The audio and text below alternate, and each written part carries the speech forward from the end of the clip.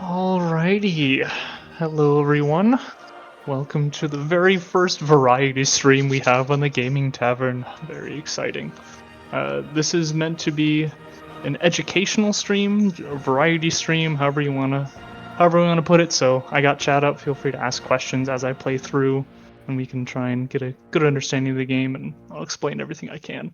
I'm gonna be doing a lot of talking in the beginning because there's a lot of little mechanics that have to go with this game. So if there's anything you guys want to follow up on or you want me to show more of, then I'll be happy to do that. First thing I'm going to start with, and you can go back in the VOD and watch this, are mods that I think are necessary to play this game and to have a good experience playing the game. And so that first mod is better trade screens. I'll show you why that's important in a little bit. Let me sort this for what I have enabled. So better trade screens by Astog is definitely one of them. Detailed map tax, and then you can see all the authors and you can find them on the Steam page. This is gonna definitely help you plan out your empires, which is important. Extended policy cards is probably the most important one. This shows you the different yields that you're gonna get from policy cards and the numbers, which is very, very helpful. And then quick deals is the last one I would recommend. This makes trading just so much easier in the game. Otherwise, you got to go from person to person, and that's no fun. So this lets you do all of your trades quicker and easier. All right, so let's get into a game. So the first thing you're going to do when you set up a game is you're going to create a game, and you can choose all of your different settings. I usually play on Deity, the highest difficulty, but I'm playing Immortal today. It just, for expository purposes, it's going to make it a lot easier, not just get me gimped by someone at a warrior rush early. I'm going to play on online speed because the goal is to try and finish a full playthrough in this session. I got about 4 hours to do it, so online is definitely necessary. Play on standard map size, and then I'm going to be playing as Trajan today. Now, why Trajan? Rome. He's the leader for Rome, and Rome in general is just kind of a Civ staple. Civ 5, he was a character, Civ 7, Civ 6, Civ 4, all of them. And he's got really stock standard sort of abilities. Nothing that changes the game, nothing that really changes too much, but he's still very, very powerful. And I'll explain why he's powerful once we get into the loading screen. Other things you can do that I would recommend if you go into the advanced settings is resource quantity. You can change this from standard to abundant. This just gives you more resources and more yields on the map, which I think is more fun. I'm going to keep everything at standard, but I'll show you some fun things you can do. Starting position balance, you can change this to legendary. This just makes it so that you're more likely to have a lot of really good things, a lot of natural wonders near your start. World age, if you change this to new, there's going to be more hills and mountains, and that's important for adjacency bonuses, which can be fun, can also be annoying, so you can change that if you want. And then rainfall, if you want to change it to wet, you're going to get more woods, more rainforest, more marshes, which again give you more yields, more chops, and different things you can do there, but I'm going to keep it on standard, obviously. And then you have all of your different game modes. These are all things that have come out in DLCs. I'm going to keep all these off because we're playing a standard game, but they can be fun. All victory modes turned on, barbarians on, and with that, we can get into our game. So, why am I playing Trajan and what makes him good? So his starting ability, or every Civ that you're going to play in this game, has their leader ability and they have their civilization ability. So Trajan, his ability as a leader of Rome is that all cities start with an additional city center building. In the ancient area, that's going to be the monument. Now, a monument in this game gives you one culture, and it also helps you extend your borders quicker. Now, usually in the early game, you have to spend somewhere between 5 to 6 turns building that, which is about the same amount of time it takes to build a settler. And so getting that for free is going to get your borders expanding quicker, it's going to get you your policy slots quicker, which is all very, very good. And so that's why this is a kind of a normal ability, but also really good, because you don't need to think about it and just gives you yields. This Roman ability, all roads lead to Rome. Your cities start with a trading post. That's important for trade because it gives you more gold for every trading post that your traders go through. It also extends your trade routes, which means they can go further, and the further they go, typically the more value they are. And the most important one about this is you start with roads. So whenever you settle a city within range of your capital to where there can be a trade route, you're going to get a road directly to your capital. Now that's very, very good for the early game because it lets your military units get around quicker, which means clearing barbarian camps. It lets your builders get around quicker, which means quicker improvements, and it also lets you respond defensively to things. The Legion is a unique unit that replaces the Swordsman. It gets bonus combat strength when it's adjacent to other legions, and then we can talk about what combat strength is and what that means. And then his unique district is the Bath. Now, every civilization gets a unique unit and unique building. In this case, they get a district. This replaces the aqueduct. You're always going to be building an aqueduct in every city, which is why this isn't game breaking or making it too different. It just gives you extra bonuses whenever you build an aqueduct, and so that's why the Bath is good. It also costs less to build. So now, let's get into a game. Now, here is where you make the most important decision of the entire game. Where do you settle your first settlement? Now, there's a few things that you need to keep track of. First thing is, where is fresh water? You want fresh water when you settle your first city. And the way you check that is you press 4 on your keyboard. So I'm going to press 4. Or you can go to this bottom left corner lenses, and you can look at the various lenses. And this is going to be the settler lens. I'm going to click that. And top right corner, you're going to see the different things you can find. One is fresh water, one is coastal water, no water, and then blocked by terrain, which means you just can't settle there. So why is fresh water good? Fresh water gives you +3 housing in the city. And for your first settler, when getting housing is difficult, is extremely important. And housing lets you grow population quicker, and it also increases your cap that you can have for population. And so you want to settle on fresh water, if not the coast. And so here I have a river, which is fresh water. I have the coast, and so I'm going to try and settle on this fresh water because I want that extra housing. What's the next thing I'm looking for? I'm looking for what's a good tile for my settler to be on, and what is a good first tile that I can work.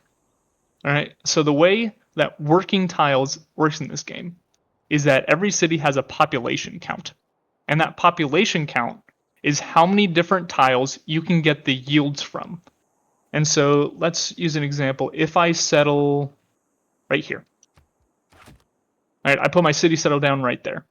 I will then be able to work one of these 6 tiles around, and I will only get the yields from that one tile that I'm working. So in this case, if I work this T and I settle there, I will get 2 food, 1 production, 1 science, and then I also get the yields that my city center has settled on for free.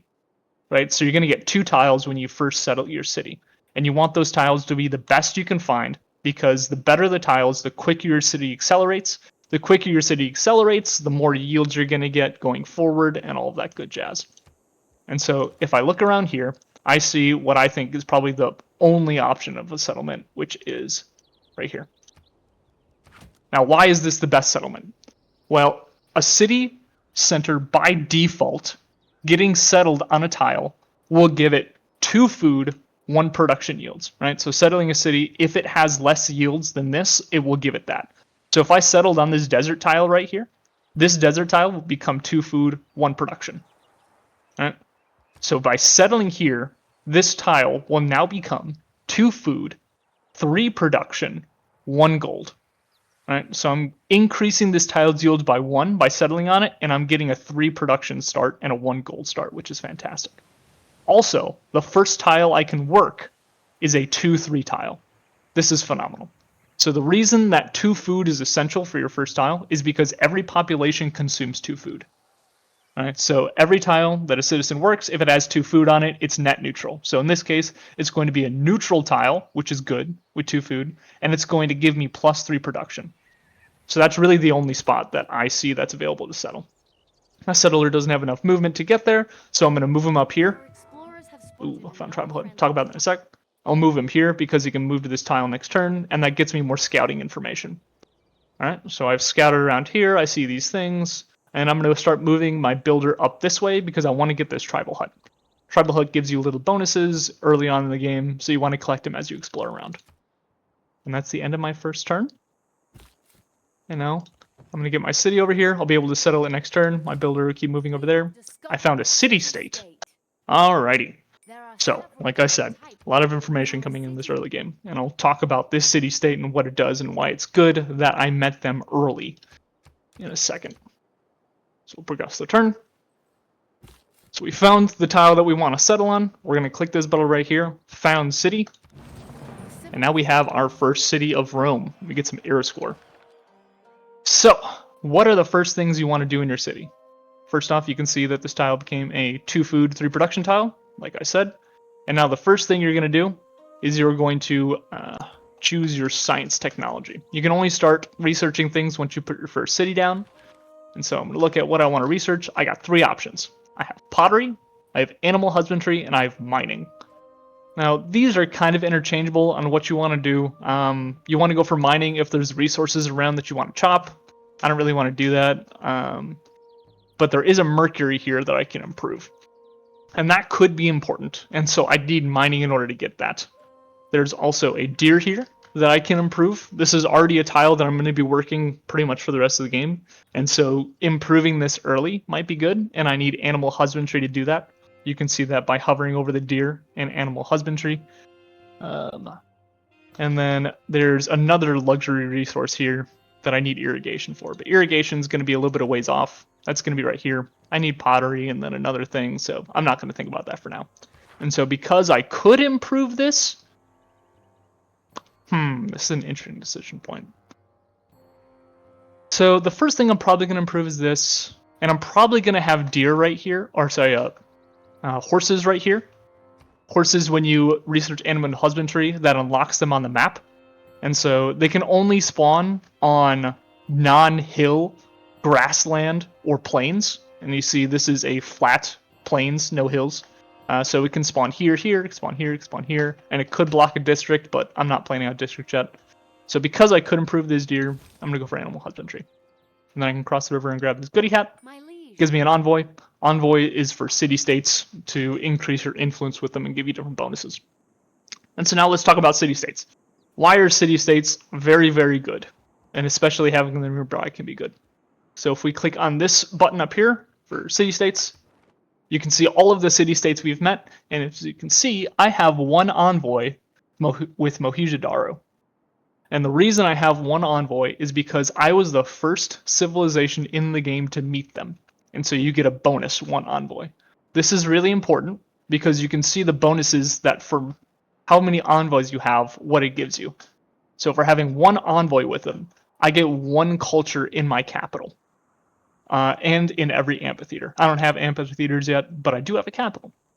If I look in the top left corner, you can see how much culture I make per turn.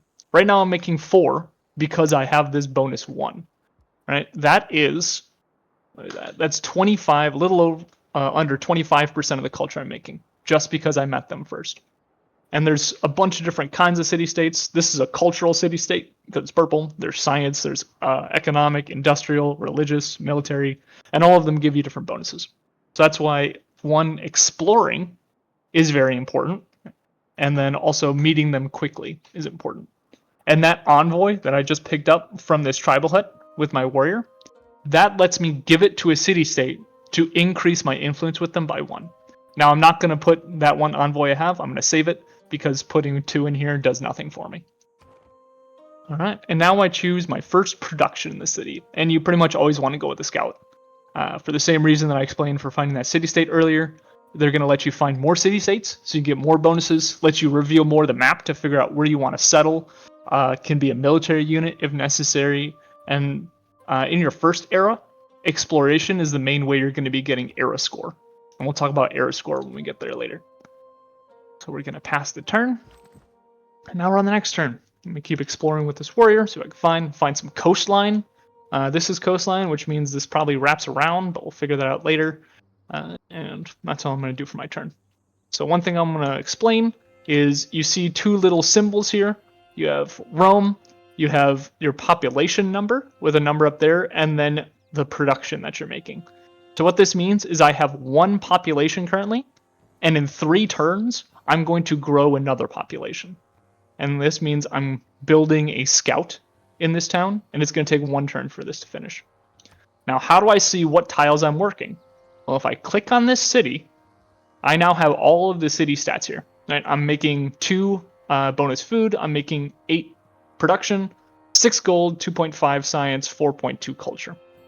And if I click on this manage citizens, I can see the tiles that my citizens are able to work and are working. Right? So like I said before, you automatically work the tile underneath your capital. You can't turn that off, you can't change that, but you always get the yields. And then I'm working 1 extra tile, and right now I'm working this deer tile. If I want to change that, I can lock another tile, which means no matter what, the city is always going to work that tile until I unlock it. Now your city is going to prioritize the tiles that have the most yields on it, or it will prioritize what you tell it to. Right, so if I tell it to prioritize food, it's going to choose the tiles that have the most amount of food possible for me to get. In this case, that would be the rice that I would eventually grow to, but because this is the highest food tile, this is the one that's going to work automatically. I'm going to turn that off, and I'm going to lock this because I want to keep using it, but that's that screen. And then we'll keep progressing the turns. So now I have my scout, and I'm going to send my scout off this way. I kind of have an idea of what's around here. There's going to be coastline, and I'll send my warrior down there once I get it, and I don't know what's up here. And so I want to start moving up here and figure out if this is where I want to settle my city. See that? Now I need to choose my next production. Typically a 2 scout opener is good if you're on a more open continent, which this is a continents map, so I know there's a lot of space. And so I know I'm going to want a 2nd scout. And we just finished our first civic, and we get to put in our policies. So this is our government screen. These are policies that give us bonuses to our empire, and we can change these around to give us what we need and what we want depending on the moment. And when I was talking earlier about one of the mods, you can see in the bottom part of the card, it tells you what yields you're going to get from putting this card in. This is not in the base game. And this is extremely helpful, especially later on, when you don't really know what your empire is specialized towards, or you want certain things, but you don't know what cards do what, and you have like 60 cards available to you. This is extremely helpful, and so I'd highly recommend getting that mod. But what are we going to put in? I'm going to put in survey, because I'm going to build 2 scouts, and I'm not fighting barbarians right now, so I don't need this. And I'm going to put in God King. The main reason is because it gives me faith, and I want a Pantheon. A Pantheon is a one-time boost you get at the beginning of the game once you have 20 faith, and it consumes that 20 faith. And so in order for me to get that, right now my only source of faith is God King, and so I'm going to put this in there until I get it, and then I'll put in urban planning to start getting the production. From that, and start moving on. Keep scouting up, see what's around here. I'll scout over here. And then we can choose our next civic. And so there are these things in the game called boosts to the technology. And when you complete certain milestones, it takes off 40% of the cost of that tech. And so here, to boost it, I need to improve 3 tiles. You do that with a builder. And then to boost this, I need to discover a 2nd continent. I'm not going to be building a builder anytime soon, so I'm not going to be boosting this. So I'm going to start working on this. And then if I get to the point where I'm about to finish it without the boost, I'm going to switch over to this. So then I might be able to get the boost and finish it, but I'll show you what that means later. So we'll start with that. Move on to the next turn. And now I have my 2nd scout. And I have my 2nd population. I'm going to see what tile they're working. They're working the T. Is that all right with me? Yeah, it gives me a bonus science. It's going to replace its cost in food. I'm going to get 1 production. So that's good with me for now. And there's really nothing else better to work. So I'm going to send this scout this way, see what's over here. Keep sending this scout over here and into a mountain. And he'll cross the river when he gets there. Send my warrior up to scout. Ah, we found Muscat. Was it a first meet? It was not a first meet. So now I have 0 envoys of Muscat and 1 envoy of Mohenjo-daro. That means there's another civilization somewhere in this area. All right? Because they were able to meet them before I did, and I'm pretty close by, and I sent my warrior pretty much straight up. So odds are there's someone that's near to me. And now that I have both my scouts, I've grown to 2 population, I'm going to start working on a settler. And this is going to get me my next city, which is very important to get early on. An important thing to know is once a settler finishes training, it reduces the city's population by 1. Right? So what's going to happen is this settler is going to finish in 5 turns. My next population is going to grow in 6 turns. So I'm going to go down to 1 population for a turn, which isn't ideal, but it's okay. If I wanted to change that, I could instead buy this tile and start working more food, which is going to delay my settler, but get me another population quicker. But I don't want to give up 3 production for that. So I'm just going to keep it the way it is. Move on to the next turn. If there are no dogs in heaven, then when I die, I want to go where they went. Okay, so we finished our first technology, animal husbandry. This gives us access to improving pastures, making camps. Horses show up on the map and allows us to harvest cattle, sheep, and deer. So let's see, did I get horses? I got 1 source of horse right here. So this is what's called a strategic resource. And now we can talk about resources. There are 3 different types of resources in the game. There's strategic, which you can see that below the name of horse when you hover over the tooltip. There are luxury resources, which you'll see below Mercury. And then there are bonus resources. That's deer. So strategic and luxury resources can never be removed. They are there for the rest of the game, and you can't build on them. You can settle on them. If I get a new city, I can put it on top of one of those 2 resources and get it for free. But you cannot get rid of them. Bonus resources you can chop or you can get rid of in whatever way you want. Now, what do I mean by chop? We'll get into that when I start talking about builders, but just know that bonus resources just give you yields. Strategic resources let you build different kinds of military units, and luxury resources will give you amenities and happiness. And we'll get into amenities later. So for now, I'm going to keep exploring.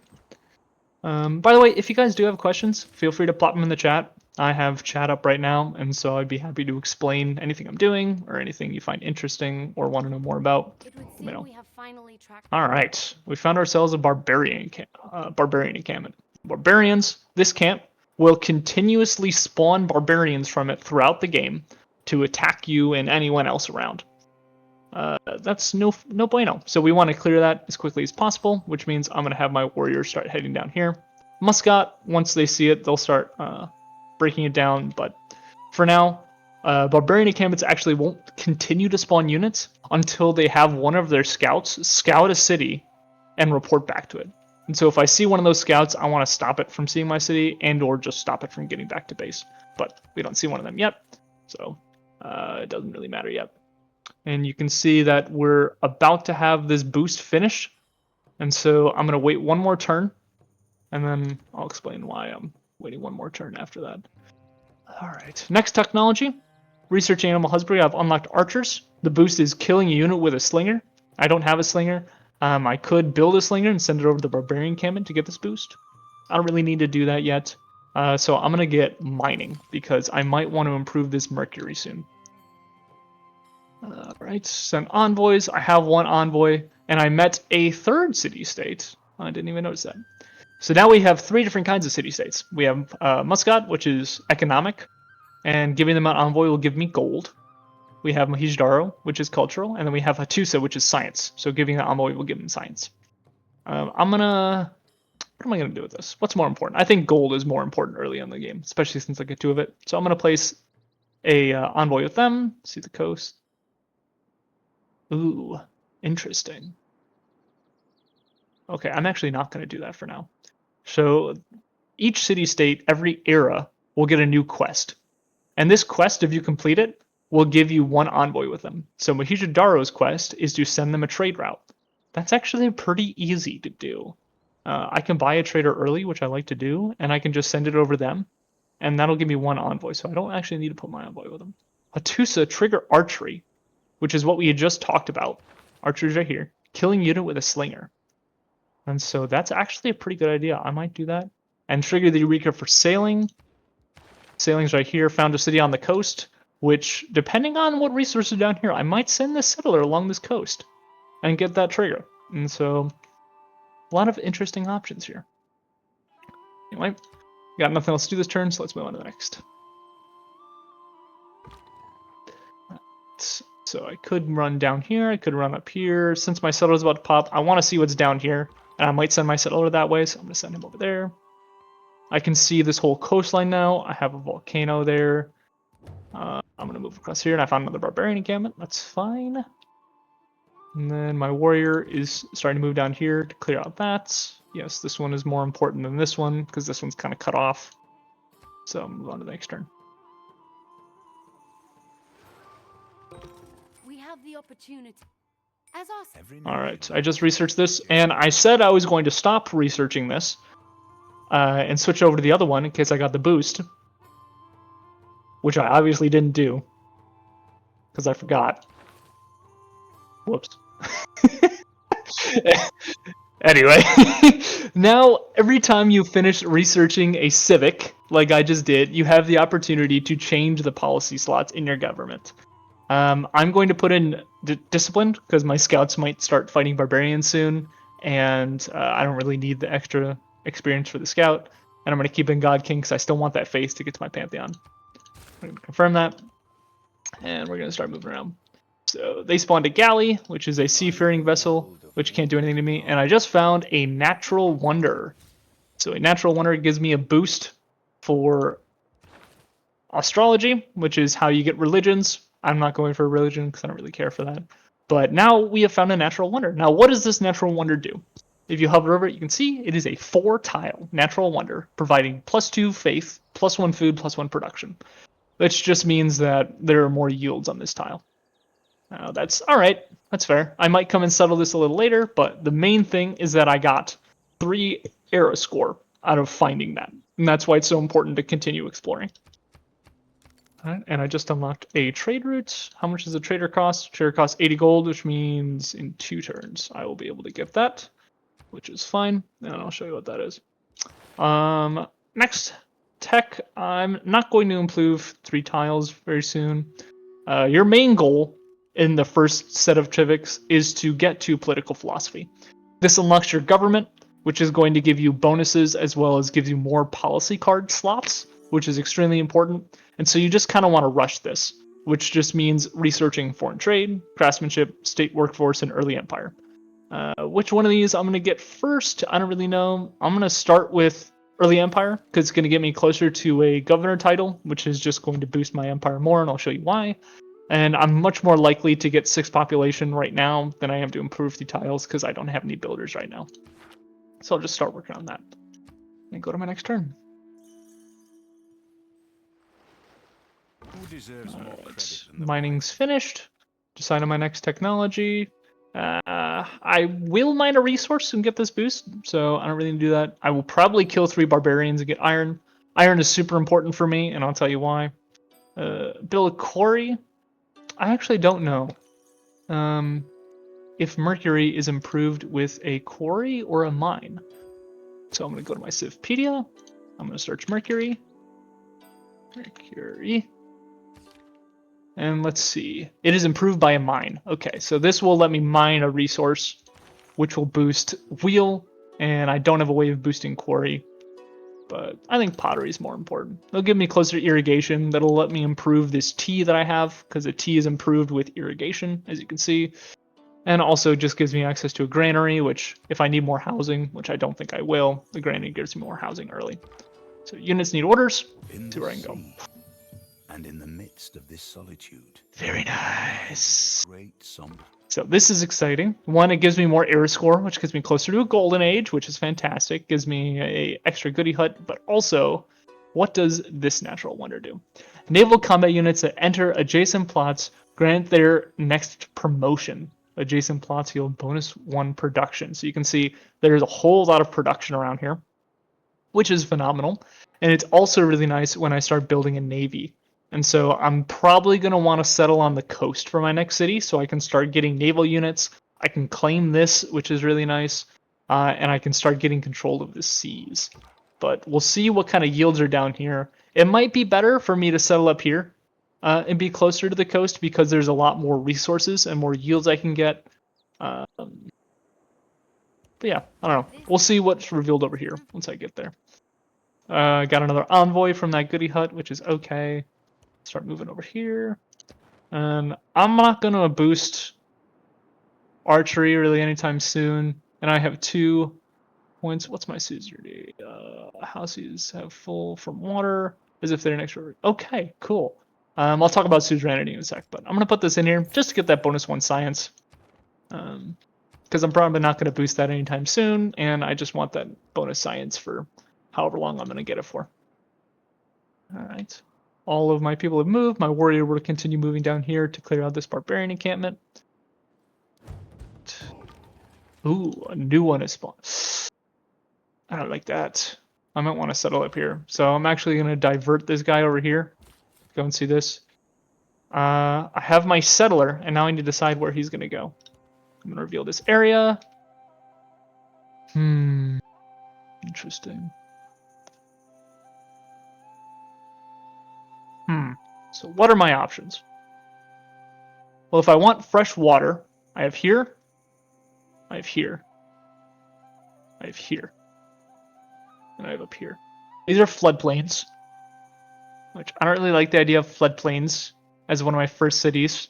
They can flood and then deal damage to your city. You'll lose population and break buildings, and that's no fun. Settling over here, there's a volcano here, which could damage me if I'm on these tiles. Let's see what's up here. Got this out, just more river, more ocean. So this isn't bad. This honestly isn't bad right here. I can get a horse, which is a good first tile to work. I'll get a lot of sea tiles, and I'll get access to whaling soon.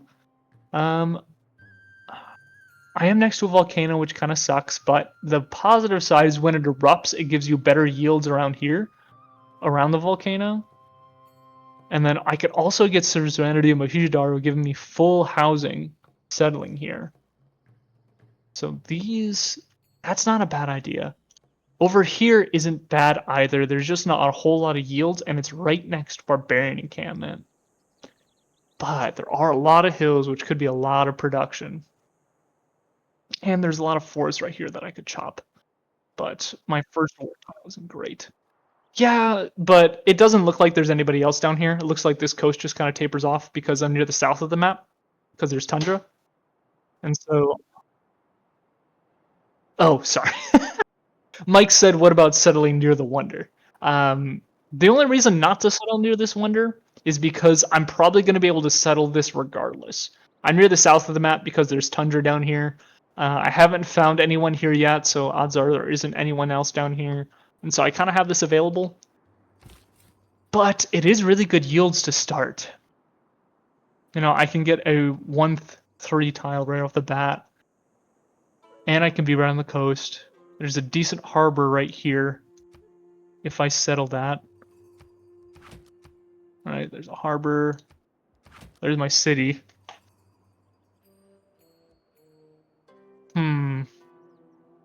So if I settle this city here, I could... So one thing about settling cities is that you can't settle a city within 3 tiles of another city. Right? So I have the city here. We got 1, 2, 3 as red zone, and then I can settle outside of that. So actually what I could do is I could settle a city here eventually. And then 1, 2, 3 tiles away right here, I could settle a city right here. And this could be my first city like I was talking about. And that would work. And then my next city could be over here, and I could build an aqueduct to get fresh water. Or I could build that one on the coast. I like that. I don't need this horse right away. These yields always keep growing. And I might have loyalty and whatever pressure there is, so I'm going to settle this city right there. And as you can see, I'm starting to plan out my empire. Figure out where I want my cities to be, where my districts are going to go, where I'm going to have my different things. And this is an important part of the game. And it's also fun, because you can always change it up. But it's kind of a good idea to know where you're planning out your cities once you start placing them down, because if you're not looking at that, you might close yourself off to opportunities in the future. So now I have the opportunity to build something. I'm going to build a slinger, because I got a lot of barbarians around me. If they start rushing me, that's going to be really bad. I would rather not die. So I'm going to build some defenses to prevent that from happening. And I'm also going to buy a trader, which is very risky because there's a lot of barbarians around, but I live on the edge. And I also want that extra envoy with Muscat. So it has summoning sickness, more or less, so I'll be able to activate it next round. But Ever wetted clay. away it goes. I'm gonna get up. I'm gonna start clearing this encampment. I have my trader, and now I have my trade screen. These are all of the options I have to trade with. Once I settle this city, I'll be able to trade with this city, but these are my options. In general, trading with other civilizations and city-states will give you gold. Trading with your internal cities, which are called domestic routes, will give you food and production. And I'm actually going to hold off for a turn settling this so I can show you what that looks like. I have my next science research I can do.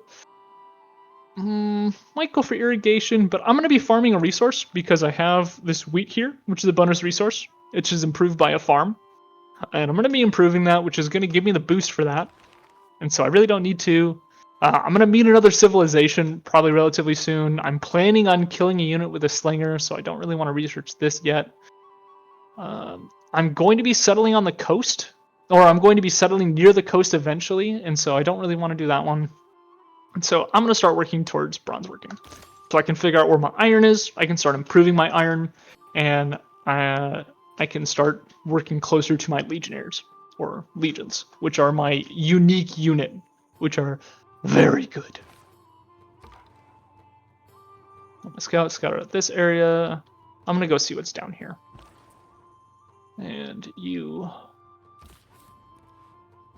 trader are going to pass your turn. So what else do we got? Let's start moving southbound. Let's see what else we got down here. We'll move the next turn. We have trained. And now I can just start beating this guy, but I'm going to step over onto this woods tile. The reason is because if he attacks me back, which he will once I start attacking him, being on woods gives me a combat strength advantage as a defensive bonus. And so he's going to take more damage. I'm going to take less damage by standing on these woods, which is important. And then I'm going to settle this city. May I make a Yes, delete the map tag. And now I need to wait another turn in order for you guys to see what this is going to do. But I'm actually going to move this trader over here. The reason being is I already have a road built to this city per Rome's special ability, and traders are what build roads. And the shorter the trade route, the quicker it finishes. And with all these barbarians around, I think it'll be good to have a short trade route. Finish my slinger. So I'm going to start sending him over to this encampment to start clearing that. And I'm going to get a builder. Typically, I don't push builders this fast. Typically, I go for another settler. But there's a lot of different resources I can start getting. And a lot of different boosts I want. And so I'm going to get that so I can get this boost. I can get this luxury, I can get this luxury. And that'll make my cities nice and happy. First thing that you want to build this, I have the monument. Typically you want to start with a monument, but because of Rome, I already have one built. But I'm actually going to go with another slinger, because there's a lot of barbarians around. I want defense. And I don't really need the extra housing and extra food that this granary gives, because I already am full on housing. And the first tile I'm working is a 1 food, 2 production tile. I actually don't want that. I'm going to swap this tile from my capital to this city so I can start working this. The reason being is because this, like I said before, each population you have consumes 2 food, right? And so I have 2 food. If I work this, I have 1 food, which means I have 1 surplus food to start growing population. That's not very good. That's not going to grow them very quickly. If I start working this, I'm going to have 2 surplus food. I'm doubling my food income and doubling the rate at which I get this person by doing this. And so that's really important, because the quicker I get another person, the quicker I can work another tile, which is going to then get me more production in this city and start accelerating their growth. And so that's kind of what you want to think about, is how do you accelerate the growth. And so I'm going to keep working that. What other movements do I have? I have no other movements. It's the end of the turn, so I'm going to pass. Alright, you're going to start fighting. and you're going to keep moving. And now, finally, you can see internal trade routes to Rome give food and production. There's ways of boosting this, namely by building the government plaza and having Magnus as a governor in the city. But I'm not going to be boosting this anytime soon, and I want the gold first. It's going to take 12 turns, and it's going to give me an envoy. That's what we talked about from the beginning, which also boosts a coin refinage. All right. Now, like I said, I'm going to stop working early Empire because once I get this boost, grow your city to civilization to at least 6 population, it will automatically finish this. So boosts will add on to what you already have. And so because I want to get this boost to save on culture early, because if I just research through this, I'm going to be wasting culture.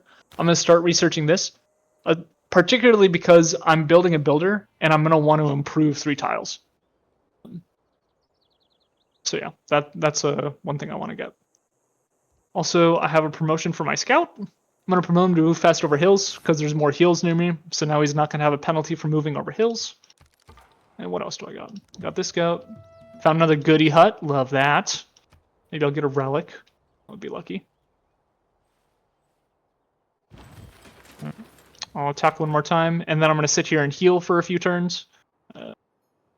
Because I want to heal. And then, which farm do I want to improve? This is going to help accelerate my capital. This is going to help accelerate this one. So I'm going to accelerate my capital. Because my capital is more important. Move you over here. I'll set them up on this hill. You found some barbarians. You're going to try and move past them. And then I'm going to build another settler. These are going to finish at the same time, so I'm going to get to 4 population the same turn. I get 1 settler, which is going to knock me back down to 3 population, which is perfectly fine with me. What tiles I'm working? I'm working these 3. Those are the 3 best. Great.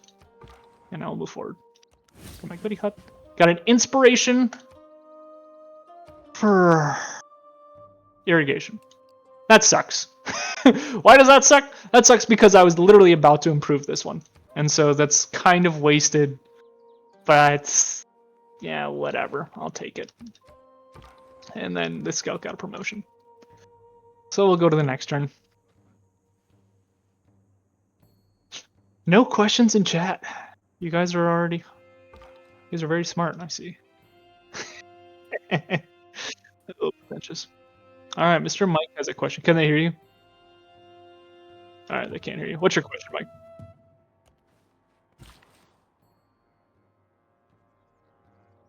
Mike is asking about the scout promotions. So there is a thing with how do I see the promotion path? I don't actually know. Yeah, he doesn't have a promotion available. How do I see the promotion tree? Whatever. He has to promote, so I'll show you the promotion tree once you get there. But good question, and I'll show you that in a sec. Keep moving past. Move you up here. You need to... Ooh, nice. So he came over and helped me with this, and it's really important that I get the last hit on this. The reason is when you step onto a barbarian camp, it clears it. And you get a lot of air score and a lot of gold for clearing it. But you don't get the credit unless you get the last hit. So I got the last hit. I got the air score. I got my boost for military tradition. I also got the kill, which that kill is going to give me a boost towards bronze working if I can get 2 more. So that was very, very important and very lucky that Muscat sent a warrior over and only 1. I'm going to build this farm. And so this is the first improvement I've made. Improvements to tiles are based on the type of tile and resource that's on it, and it gives it more yields. All right, so I built a farm on top of a bonus rice resource that gave it 1 extra food. It was at 3, now it's at 4. Building mines and quarries gives you bonus production. And then building camps, which I will build on top of this deer eventually, will give you gold. And so that's kind of how improvements work. It either gives you food, it gives you production, or it gives you gold. Typically, it's going to be food or production, though. There aren't a whole lot of things that give you gold. Alright, so that was my 1 improvement. Everything's moved for the turn, so we'll go ahead and end. Without Adept craftsmanship. Interesting. So he just moved out. I'm on a hill and woods, which gives me an extreme combat bonus. So him attacking into me is very good for me. And so I'm going to sling at him. Slinging is a range attack. Range attacks, you don't take counter damage. And because he stepped off of this, there's no one here. I'm just going to disperse this. Give me some more air score, give me some more gold. Nothing else can spawn from here. That's fantastic. So thank you, idiot, for doing that for me. Very nice. All right. I finished the builder because there wasn't really, or I finished the technology because there really wasn't much for me to do there. I'm going to work towards state workforce because I don't need to change my policy slots yet. I'm not going to put in the card that gives me more builders because I want to keep building up that. I'll show you. These are the policy I just encountered. Gives me bonus production towards early melee and range units, which would help me produce slingers faster, but I want the bonus combat strength. And then bonus production towards builders. I'm not making builders, and I want the extra faith to get my Pantheon, so I'm not going to change that out. I need more orders. I'm going to go improve this so I can get that luxury resource. And then I'm actually going to step on this tile. Gives me a fortification or a bonus to mysticism and state workforce. That's wonderful. I wasn't going to build a specialty district, but I got the bonus anyway. And I'm actually going to stay here. Why? Because I want this guy to damage it enough to where I can swoop in for the kill for all of the reasons that we discussed before. And so now let's talk about promotions. So I'm actually not going to promote right now, and that's because when you promote, you gain 50% of your HP back for the unit. And since I'm going to be fighting with this guy, I want to be able to get my HP back. But the scout promotions are moving faster over woods and rainforests, and the other one is hill terrain. This just means whenever there's a hill, you just don't take a movement speed penalty. And whenever there's woods or rainforest, you don't take a movement speed penalty. I typically just choose whichever one my scout is in the area for. So like for this guy, I chose hills because there's a whole bunch of hills around here. For this guy, I'm probably going to take woods because there's more woods around here than hills. But for aforementioned reasons, I'm not going to take that promotion right now. And then this scout is just kind of stuck here because of zone of control. And so I'm just going to pass the turn. This builder is pretty damaged, so I'm going to bring him home. You heal faster in your own territory. You heal even faster in cities, so I'm going to bring him back to the capital and start healing him up. And then let's see how much he attacks me for. So he attacks my scout. That's okay with me. And now we can choose a Pantheon. So it depends on the game mode you're playing. Standard mode is 20. It's either 20 or 30 faith. Online mode is 13 faith. And so now I get to choose my Pantheon. So these are just various bonuses that you get and you will keep for the rest of the game. They're really small, but they can be pretty impactful. And only one Pantheon can be chosen by a civilization in each game. Meaning, the most powerful one is called Religious Settlements. It gives you a free settler in your capital. Now, like I talked about before, building a settler takes between 5 to 6 turns on the fastest mode in the game. Typically, on standard mode, it's going to take you 10 to 15 turns. So you get to bypass all of that. It also doesn't take a population. So you just get to keep growing population. So that Pantheon's insane. You typically only get it if you get a relic start, or if you have a early faith build, which I don't have. So let's see what we got. We have bonus food and production on camps. This would be a camp if I would improve it, so this would further boost my capital, which I kind of like. This would also be a camp, building over truffles. And then there's another camp right here, so I have 3 camps in my capital, which is kind of good. Pastures, I only have 1 pasture, which I build over a horse. Divine Spark is nice, more great people points. I'll talk about great people later. I'm not building wonders, I'm not building holy sites, I don't really care about faith. I get bonus faith for clearing barbarian encampments, and the unit clears it gains 100 HP. That's decent, but I don't really care about that because I'm just going to kill these and be done with fighting. Production towards districts in a city without a district, meaning your first district you build in a city is faster. I don't care about that too much. It just kind of accelerates cities, but I already have different ways of accelerating, and I just want better capital. And so I'm going to take this because it's going to help boost my capital up even more. And that's what I care about right now. And so this camp's going to become very, very important. Build this mine. It's going to boost wheel, like I said. I'm going to sling this guy. Sling this guy. Get him nice and low. And I really want to get the kill with this slinger so I can get the boost for the next technology. And so my scout is going to fortify. He's on defensive terrain, gives him a combat attack bonus. So if this guy attacks him, then it's not going to kill him. Also, if he gets attacked by this warrior, it's over a river, it's on a hill, lots of different bonuses. So this scout can tank for a little bit longer. It looks like I'm actually going to kill a decent amount of barbarians. So I'm going to switch off of Brown's working because I'm probably going to get the boost. And I'm going to switch over to archery. Because I think I'm about to get this slinger kill. And so this is going to help me get archers and also the Temple of Artemis, which is going to give me a lot of amenities. And I actually think I'm going to build the Temple of Artemis this game. And I'll explain to you why. The other thing, I'm going to save my gold. I might want to buy temples or other things. I might want to get a builder. Might want to get more traders. So there's a lot of different things you can do with gold. So I'm going to hold on to it for now. And then we will pass to the next turn. He attacked my scout. My scout healed. And the barbarian survived, which is fantastic. I can now get this kill with my slinger, which is going to boost archery, like I talked about. That's going to give me an envoy with Hattusa, so now I'm at 2. So now I can get Suzerain if I wanted to, which is phenomenal. But I don't need to. Okay. What's this bonus again? Provides you with 2 of each strategic resource per turn that you have not revealed, that you have revealed but not yet improved. All right, so this will give me 2 horses per turn, which is very nice. And the earlier I get that, the more bonuses I'm going to get from it. I'm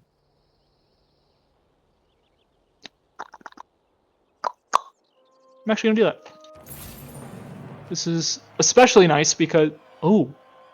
And I found another city. Okay. So, getting suzerainty of city-states. If you have the most envoys with a city-state of any player in the game, you get suzerainty of them. Right? So, in this top corner, I tell you how many envoys you need in order to have suzerainty. I need 3. I have 3. Therefore, I am suzerain. Now, if I go to war... all of their units will fight with me on my side and attack my enemies, and I get vision. Now, because I have vision, I met another civ. Because I met another civ, I boosted writing, which means I can get campuses now. And also because I met another civ, I can trade with them. And what I can do is I can sell my luxuries for gold. And that's exactly what I'm going to do. I'm going to sell it for gold. Now, why am I selling my luxuries for gold? Because I thought I said that luxuries were good for your cities. They are, but here you have amenities. Amenities determine the happiness of your town or your cities. You need 1 amenity for every 2 citizens you have. I have 3 citizens, so I need 2 amenities because it rounds up. I'm going to go to 4, so I still need 2 amenities in order to keep the city content. If you have bonus amenities, they get happy, and then they get ecstatic. And that will give you bonuses to your yields. You can see on the food right here. If you look at a breakdown, I have work tiles, 6 from population, because I have 3 people, and it's 2 per, and plus 0% from amenities, because my city is content, because it currently has 2 out of 2 amenities. If I have more than those 2, and then an even greater amount, I will get a 10% bonus for being happy, and a 20% bonus for being ecstatic. Right? That's really good because it applies to all of these yields, that 10 and 20%. If I have less amenities than I need, like if I only had 1, then I would be unhappy and I would get a 10% malice, so minus 10% for being unhappy, and 20% malice for being miserable, which is a certain amount of amenities down. And so amenities are good in the late game, very good in the late game, but early game, losing 10% isn't that big of a deal, and having that extra gold is going to be a big boon. So I just got 70 gold plus 4 gold for a turn. What does that mean? That means I'll be able to buy a settler pretty quick. Why is it good to buy a settler? Because that means that this city can start growing quicker, whichever city I settle. The quicker it starts growing, the more population it's going to get, the more it's going to accelerate, the faster all of that goes, and just all around great things. And so I could use that to buy a settler. I might use it to buy something else. I don't know. Also getting suzerainty of them secured me a golden age. So in the bottom right corner, you can see 21 out of 19 era score needed to get a golden age, and I'll explain why that's good. Era ends in about 10 turns, so I'm pretty ahead of the curve. All right, what am I going to build now? I could build the granary. I'm not going to get kept on housing, but this place does need food. I could get food from getting a builder and building farms. I could get food from getting down here. I don't know. I don't think I need more military. I have 2 slingers. I cleared this encampment. This encampment is cleared. I only have this one. It doesn't look like I'm going to need to go to war with him anytime soon. So I don't need more units. And I don't think it's a good idea to produce a settler out of your second city, especially when it's starting to get going. So I'm actually going to get... I have a lot of things to improve. I can improve this. I still need to improve this. I still need to improve this. I'll still need to improve this. So I'm actually going to go for a builder. Yeah. And then next turn, I'm going to put in the 20% or 30% bonus production towards builder card once I finish state workforce, but I don't need that yet. The slinger, I'm going to start... I don't actually need you down here to clear that, so I'm actually just going to put you in this city and get ready to escort that settler. This scout is going to fortify in this hill, give him combat bonus for the barbarian attacking over a river and over a hill. If he decides to attack me. If he doesn't decide to attack me, I'll just heal. This builder is then going to improve this camp because it's going to get me bonus gold, but then also +1 food, +1 production from the Pantheon I took. And my turn, move forward. Yep, so he attacked over the river like I thought. Huge loss for him because he attacked over a river. And now I get to choose a governor. So I'm going to... so many tooltips. Alright. Okay. What just happened there? A lot of things just happened. First thing that happened. Barbarian attacked me over the river. Scouts are a lot weaker than warriors. Right? You can see if I attack him, it's in the bottom, 24 to 8 combat strength. That's abysmal. And that's because he gets river defense and ideal terrain for +8. But because he attacked me over the river, I got +8. And so it was actually an advantage for me, even though the scout's a weaker unit. And I was also fortified, which gave me another +3. And so that's the benefit to having terrain and using it to advantage. Move the slinger up here. He'll be able to attack next turn. Scout's going to stay fortified. And I'm low on immunities. That's fine. I don't really need immunities right now for all of the reasons I explained before. And then the other thing that happened was I finished researching state workforce, right? That was the thing I was working. And then early empire also finished because the boost was to have an empire of 6 population, and I just got to 6 population. So like I said before, I researched it to the point to where when it got boosted, it would finish. It got boosted, it finished.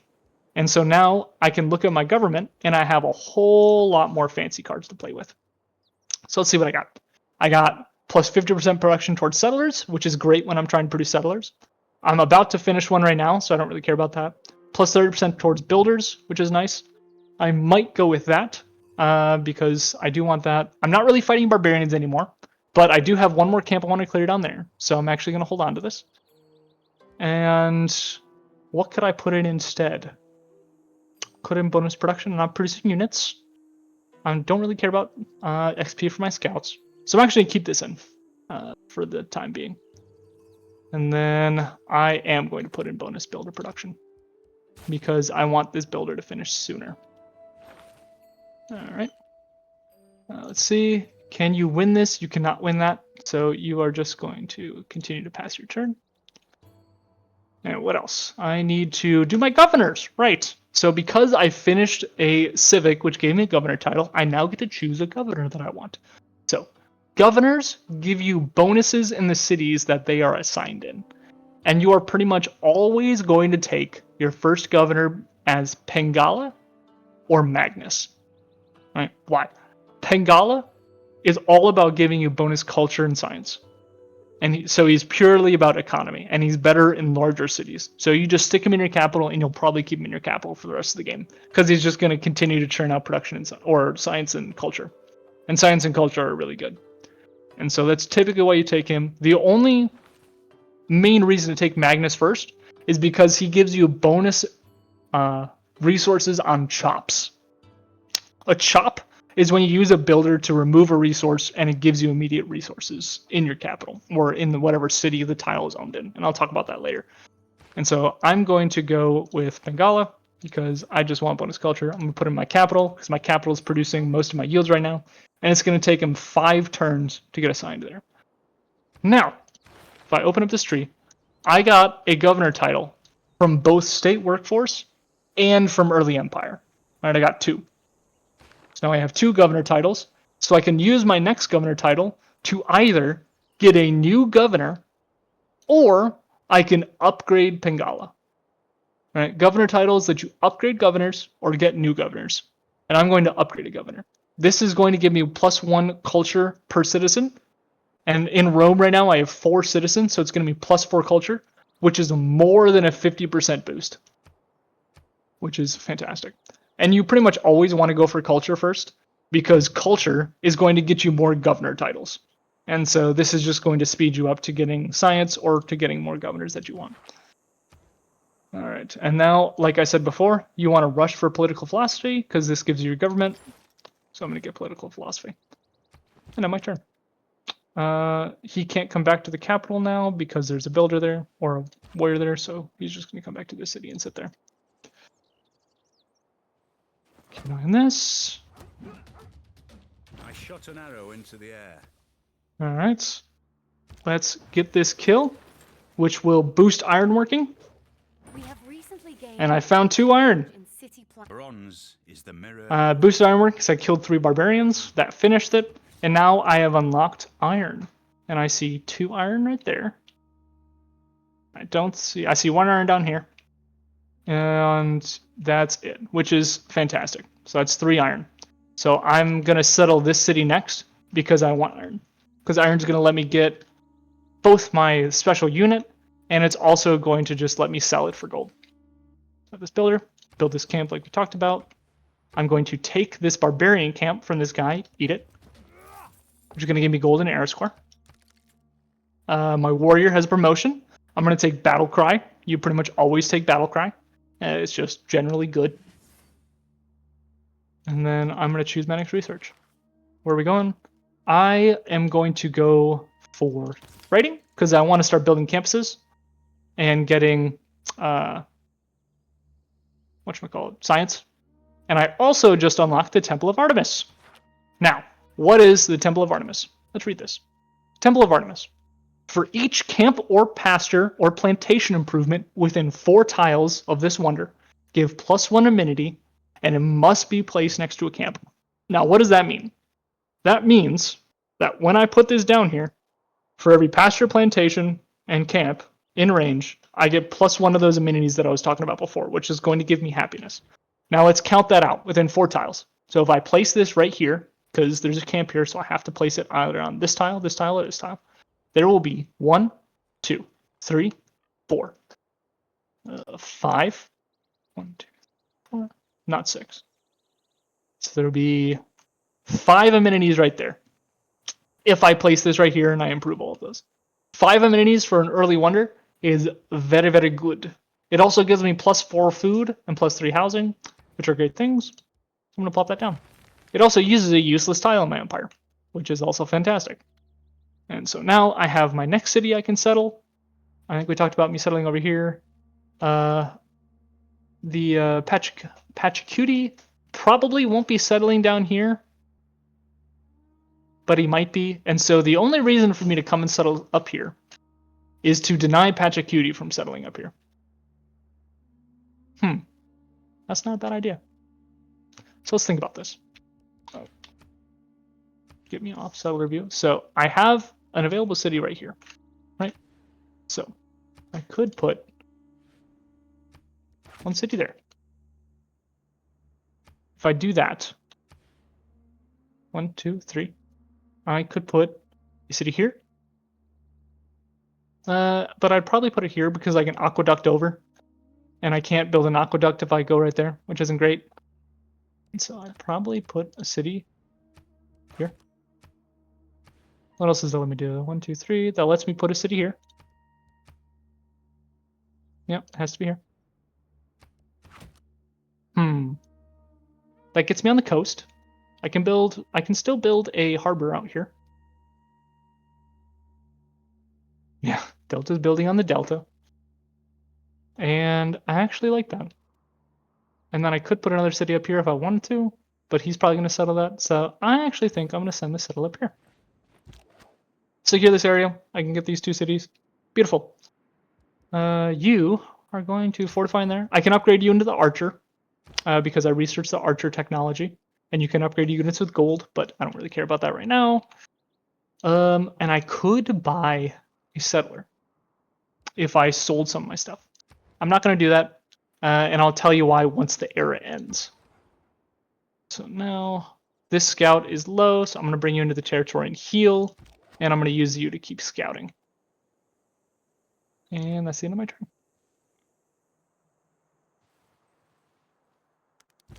Our treasury. All right, I got a lot of gold coming in. Quick deals. This is the other mod that I have. This is not in the base game, and this is super duper nice because what you can do is you can select resources you want to sell and just sell them. How awesome is that? If you didn't have this, you'd have to go to each individual person you have, go to deals, try and sell them whatever you wanted, see what they would give you, and then if they don't want to buy it, well, that was a waste of time. And then you go to each one of those people. Ooh. All right, guys. I'm gonna take a short break for about 10 minutes because there's a lot of wind going on right now, and I need to go nail down some stuff outside because I think there's a tornado coming. So I'm gonna be back in probably 10, 15 minutes, and I'll let Mike know when I'm back. So thanks for your patience.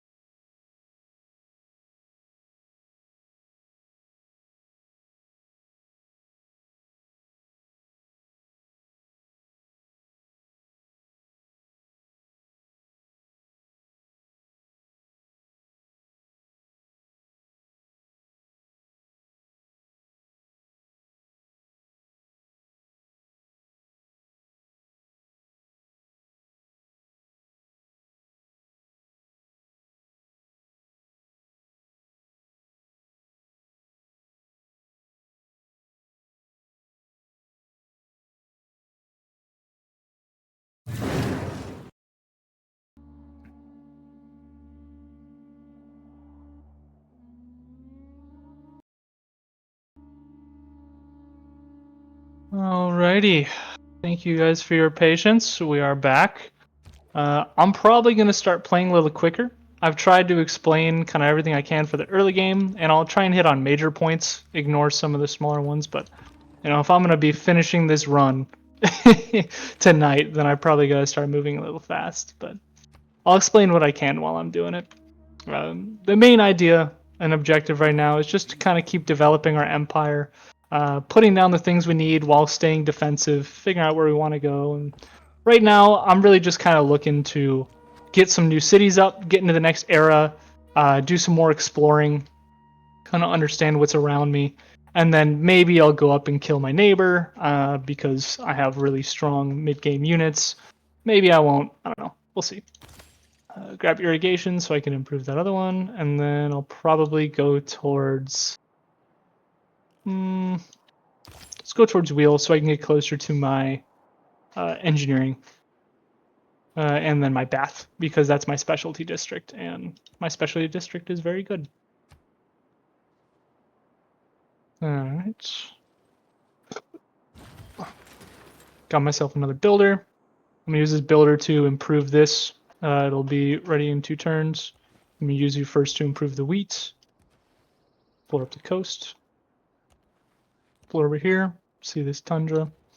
And then you are ready to start working on your next thing. And I think it's going to be a campus. So, adjacency bonuses. This is the main quirk and main thing about this game that makes it interesting and important and cool, is adjacency bonuses. Now, each district has its own things that give it bonuses. You can see on the campus. It gets +1 from a variety of things, +1 or +2 from a variety of things. The main things that you need to know is that it gets +1 from mountain ranges. And yeah, that's the main thing. It gets +1 from mountain ranges, and then +1 from 2 forests that it's next to. And so here, you can see it's +2 from 2 mountain adjacencies. So I'm going to buy this tile. I'm going to throw this campus down right here. In 11 turns, that's going to be built. That's going to give me 2 science per turn. Now, the more important thing is that it's going to give me great people points, and it's going to give me more option to build other buildings, but we can talk about great people points once we get to that point. All right, era ends in 5 turns. Build a farm, pump some more food into the city because it needs food, and then keep exploring. And I also have a promotion with this thing. I'm actually going to promote him now, so then I can gain some more XP later. Once you have a level up, if you gain any more XP, it just kind of gets burned and doesn't do anything. Thousands have lived without It's good to build it when you can. And I got my government! So now I have options to put into my government. You have 3 choices. Autocracy is kind of in the middle. It is both military and economic, gives you bonus yields, every yield, just one of, and bonus towards wonder production. Oligarchy is all military, gives you bonus combat strength and unit experience, and Classical Republic is all economic. Gives you housing and amenities, and then it also gives you great people points. I'm looking for Oligarchy because I want the bonus production towards wonder, because the few wonders I want, and I want the bonus yields. And so I don't need discipline anymore, and I'm going to put in conscription. This gives me a 1 gold reduction on my unit upkeep, which is nice. I'm not building builders anymore, so I'm going to put in Corvée for bonus wonder production in my capital. And then I'm going to put in Charismatic Leader to give me bonus production towards envoys. And then for my last one, I'm going to put in Urban Planning for bonus production. Fantastic. And then I'm going to keep exploring. My trade route finished, so now I can choose where my next trade route is going to go. And I actually think I'm going to send this trade route up here, so I can start boosting this city. So I'm going to transfer this up here and get some bonus food and production into that city. Send this builder over here so we can start building that and continue exploring. And another goodie hut! Yay! Alright, with you, I'm going to go towards... that's 4 turns. How long until I build this? 2 turns. So this is going to get boosted in time. Because I need a wonder to build it, so I'm going to build that. And then production, granary. I actually want a harbor here. And so I'm going to switch over to sailing and then go for celestial navigation. to get to a harbor, which is going to need astrology. I actually don't need a harbor that fast. So part of technology is you can see there are these lines here. Right? You got classical era. The next line, you got medieval era. Right now, we're in the ancient era. And you can see that by going to your era progression tab up here. See, we're in the ancient era. If you try and research something that's in the next era, it's going to have a technology mouse, or it's going to cost more. So you can see it right now hovering over this. This costs 72 science. If I wait for the next era to start, the classical era, this is going to go down. And I think it's down by like 10% or so. And so it's going to be cheaper to research. And so I don't really want to go here. It's going to take me 2 turns to get there, 1-1. Era ends in 4 turns. And so I actually really don't need to research that right now. I also don't really need to research this. I'm going to go sailing, astrology, get those 2, get ready to go there, and then wheel. And that'll take me to the next era. All right, production in that case, I think I don't really need an archer. This galley is going to start attacking me, and so I need something up there. I have a slinger here, so I'm going to send this slinger up here to defend. And then in terms of production, I'm probably just going to go with economy, and I'm going to grab a granary. Because I don't really need a builder, not a whole lot to improve. There's just the maze. There's a quartz here, there's an amber here, but I can't go out there without a galley, or there's a galley there. So, you know what? I'm actually going to build a galley. I can't get galleys until I research it, so I'm going to put 1 turn into a granary, and then next turn I'm going to switch over to building a galley. It is not that life ashore. All right, I can now build fishing boats and galleys. I have a trade route I can send. This is only 1 food and 1 production, which is really small. And 4 gold is actually probably worth more. So I'm actually going to send it to Muscat. Because I'd rather have the gold than the 1 food and 1 production. I'm still low on amenities, which, you know, I sold on my luxuries, so it makes sense, but that's fine. And then I'm going to change this production. Queue it up, get rid of the granary. And I'm going to go for a galley. That'll take 12 turns to finish. And then I'm going to see what I'm working 2 food, 1 production, which is what I want. It has the most amount of food. I am going to need a builder up here to build some farms, get some food up in here. But I'll wait till the next era to buy a builder. And I'll explain why. Ooh. When I saw the house of Artemis that mounted to the clouds, those other marvels lost their brilliancy. And I said, lo, apart from Olympus, the sun never looked on aught so grand. Building wonders in Civ will never get old. Just because of that animation. I love it. So, I have built the Temple of Artemis. The poets have been mysteriously silent on the subject. And I got 2 free technologies. Why do you get currency?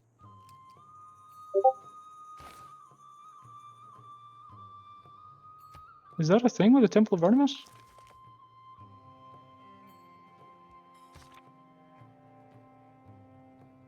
I have no idea why I just got currency. Oh, the goody hut. Right, sorry, almost forgot about that. The goody hut gave it to me. Get Hills promotion for you. You're gonna move up here to defend the city. You're gonna improve that. You're gonna follow this guy and keep exploring. And then my capital can now build something else. I'm gonna build the government plaza. So before I build this, I'm gonna start planning out this area right here.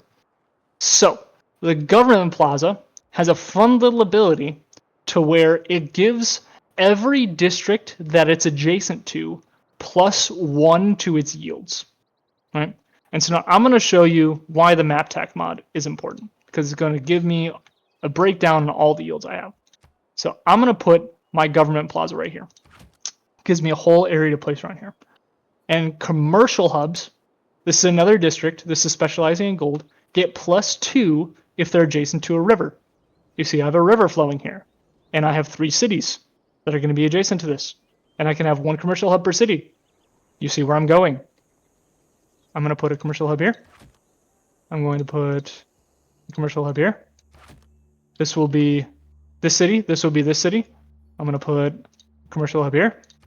It doesn't get as many bonuses because it's not next to a river, but I can't give this tile to this city, so it's gonna have to do. And then I'm also, ooh, wait a minute. I have a better idea. This is going to be a commercial hub. This is going to be a theater square.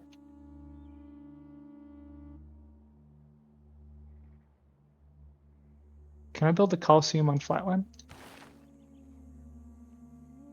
Must be built on flatland. This is floodplain. Can I build it on floodplain? This is the other thing about the map text mod, which is really nice. If you can't place something somewhere, it'll have an exclamation point on it. And so the Coliseum cannot, in fact, go on floodplain. So I want the Coliseum. Coliseum is phenomenal. Coliseum is very, very good. It gives you bonus amenities to every city within 6 tiles of it. And so the only flatland I would have, and I also want it to be adjacent to my, what's this called? Theater district, because I want it to have bonus +2 yields. So if you have a wonder next to a theater square, you get +2 to it. Oh, you're right, Duck. Yeah, okay. The reason I have the exclamation point is because I need an entertainment complex with an arena in order to build it. And so if I put my entertainment complex here, and I put my Coliseum here. Yeah, there we go. Good point, Duck. Yeah, okay, I like that. I don't get the adjacency bonus of the entertainment district to the theater square. And I think I'd rather place the entertainment complex up here, because that's going to give me more area to go. Because I put it down here, 1, 2, 3, 4, 5, 6. Yeah, it won't hit this city. So I want to put this here. Coliseum is 1, 2, 3, 4, 5, 6. Yep, it'll hit that city. It'll hit this city. It'll hit 1, 2, 3, 4. 1, 2, 3, 4, 5, 6. It'll hit this city. It'll hit anything I put over here. Yeah, this is a wonderful placement. I like this a lot. And then this city can have a commercial hub here also, or sorry, a theater district there also. And then what do I put here? Maybe we'll put like a campus here. Yeah, I like that. Cool. And so to that end, Government Plaza. Wait, I'd get rid of this wheat. Government Plaza is not that important yet.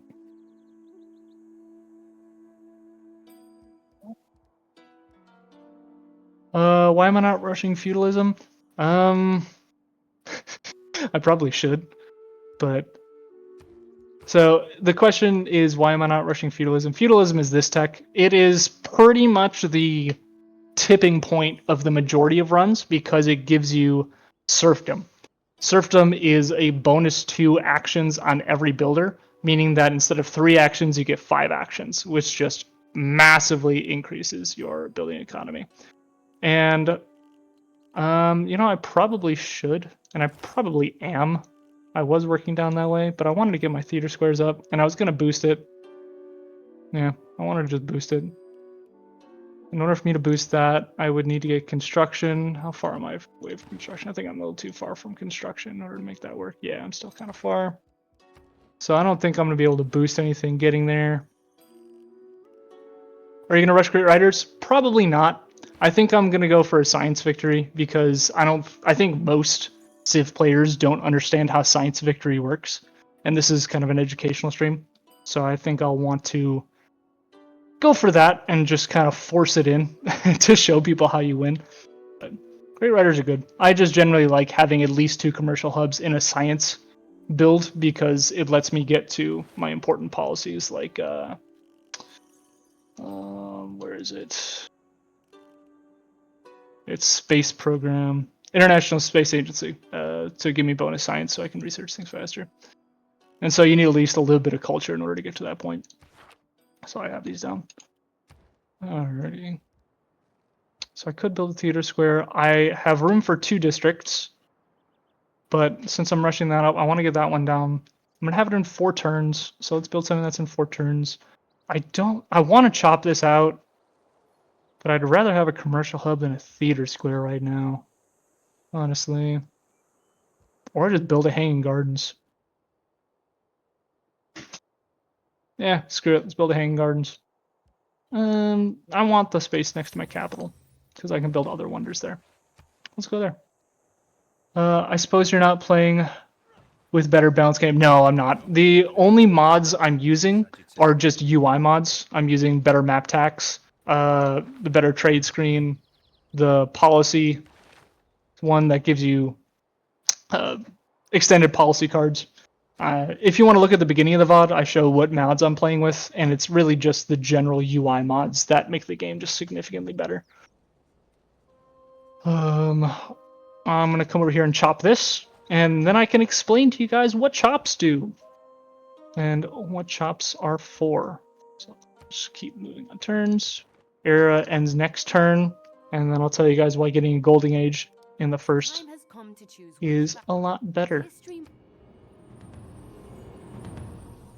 Alrighty. Sometimes the wheel. So now, I was talking about era score and ages and whatnot. So I have this score down at the bottom. If you have less than the first breakpoint, so for this next era, it would be 50. For the era before, it was 9. You go into a dark age. If you're in between those 2 breakpoints, so in this case, it will be 50 to 70, you get a normal age. If you're above that, like I was, you get a golden age. And every age, you make a dedication. Dark Age dedications are okay. Normal Age dedications are just meant to give you more air score. Golden Age dedications give you amazing bonuses. And so let's read this. This one, Eureka's give me plus 10% technology cost. So Eureka's are those boosts I was talking about. So for my science ones, instead of giving me 40%, it'll give me 50%, which is great.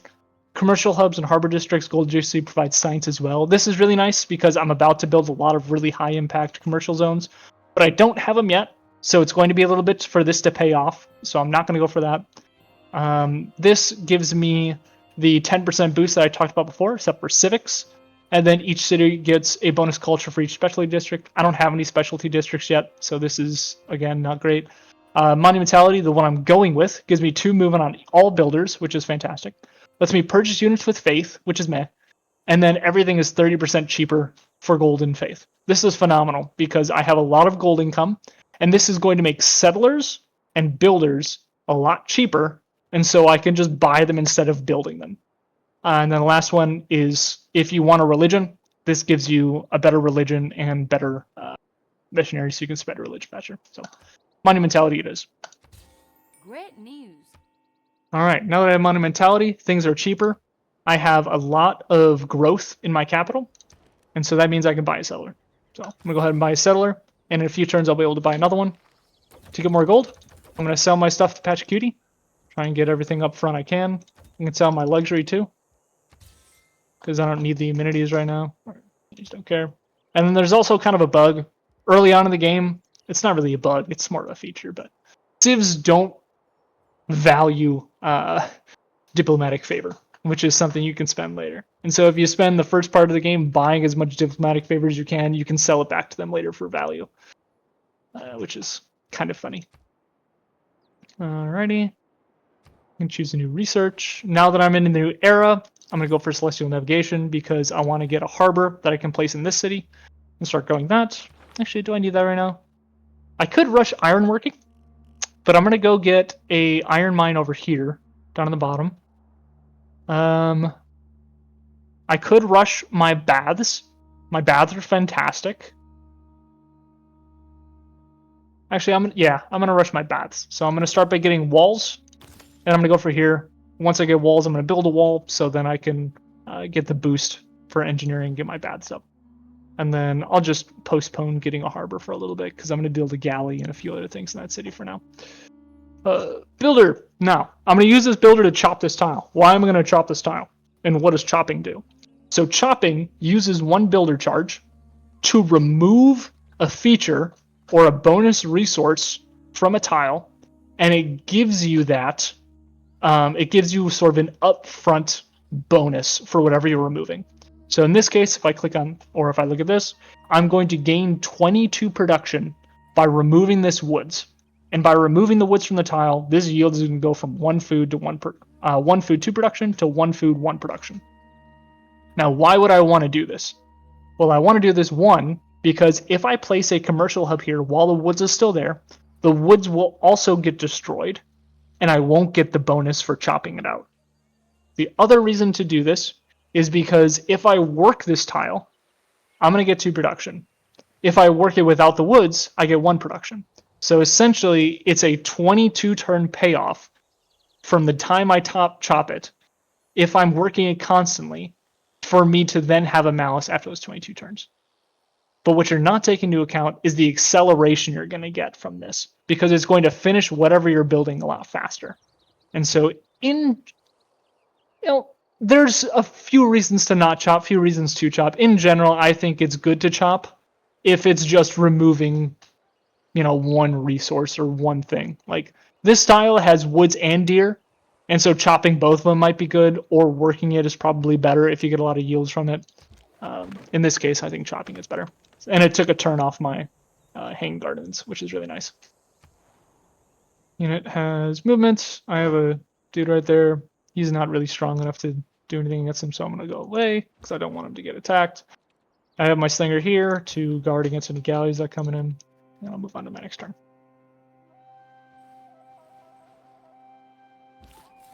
Alrighty, got my settler.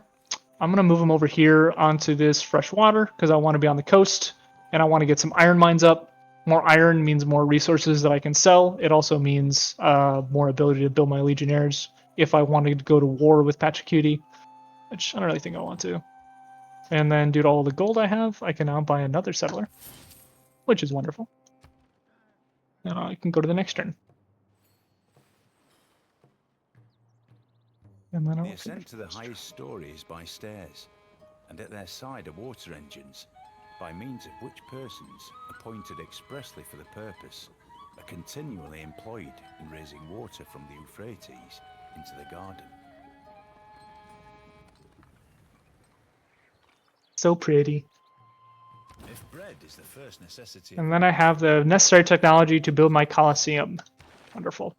I'm going to keep in the wonder building card because I'm going to start building more wonders, or I'm going to keep building wonders. I could put in this to start getting great writers, but I can just buy great works of writing from AI later, so it doesn't matter too much. And then, yeah, I'm going to keep the production. I like that better. And I'm going to stay on oligarchy. Am I on oligarchy? No, I'm on autocracy. I'm going to stay on autocracy as my government because it's going to give me more production towards wonders. I'm going to build wonders soon. Move you up here. You got another settler coming down towards me, and I'm going to put you on auto explore for now because I really don't want to be bothered, and I just got to start moving through this. I'm going to rush up the Colosseum because the Colosseum is going to give a bunch of amenities, and since I've been selling all of my luxury resources, I'm going to want some amenities going forward. And then this city just finished its library, so this is kind of boosting all of my science. It's going to hit its housing cap soon. Once you're 1 below your housing cap, you start getting a malice to your food, which is minus 50%. And then once you're over your housing cap, it's minus 75%. So making sure that you have enough housing for your population is good. I think chop is best when you're going to put mines on it instead of tiles that are not going to get worked. That's very true. I think that's a great point. One point to what he's making is on this hill right here. If you have woods on a hill, it's generally better to have a mine on a hill than it is to have a lumber camp. You can put lumber camps on woods, and so chopping this out and then putting a mine on it will net you more production and get you a chop, which is great. Yeah, and then on these tiles, if you need production, put lumber camps on them. If you want food, chop them out, put farms on them. Yeah, that's just another way of looking at chops. Celestial navigation. Wasn't I working? Oh, I was shift clicking. Whoops.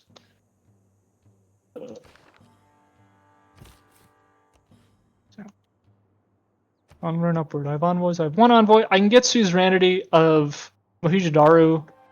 It's not going to do me much because I don't have any cities on coasts that don't have fresh water. This has fresh water.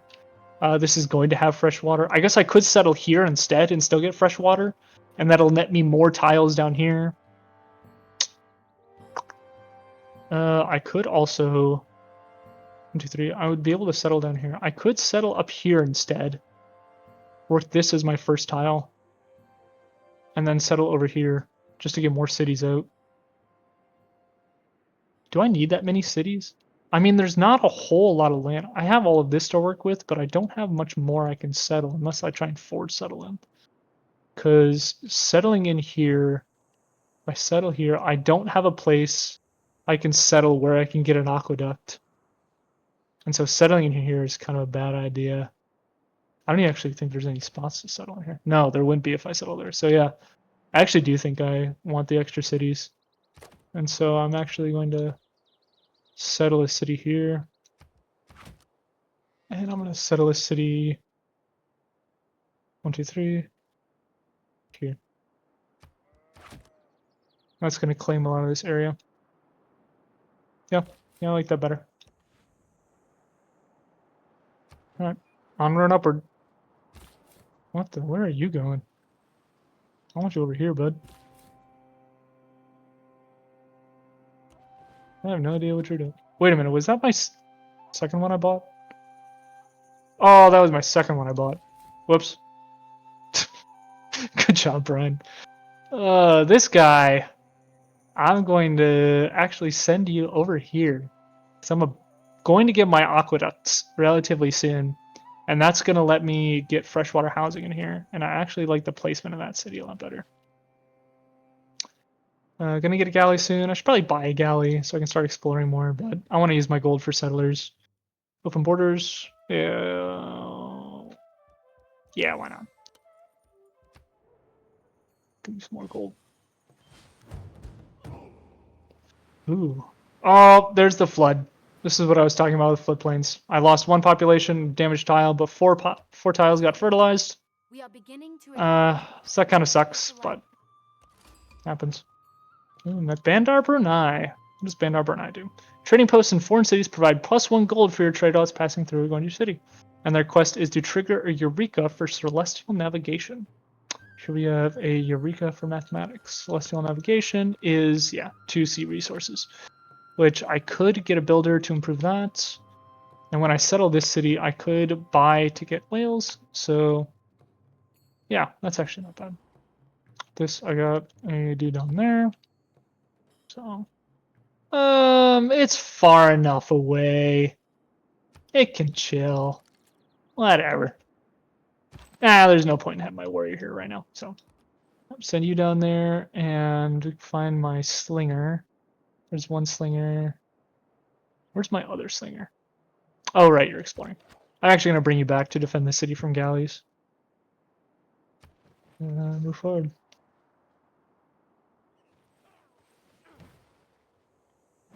Your Grace.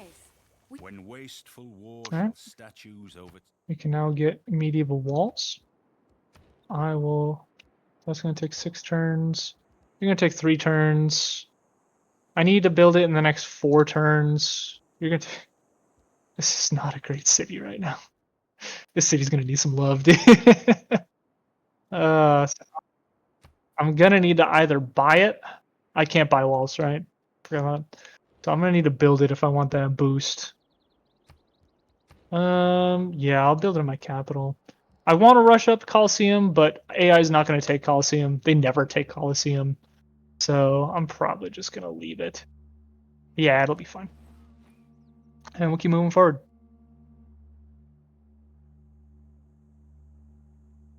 Keep on moving. Keep on... Oh, found my city. You are going to need to start working on a granary because you do not have housing. Like I said, you get a...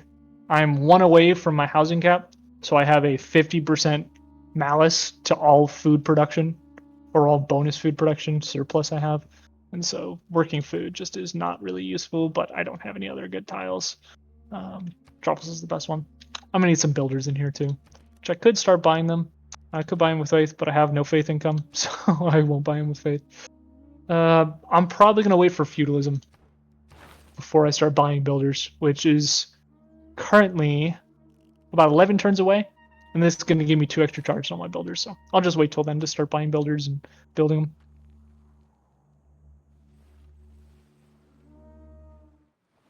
Another flood on my city. I didn't lose any population because there's really not much to lose, and it just fertilized every tile, so that one was good.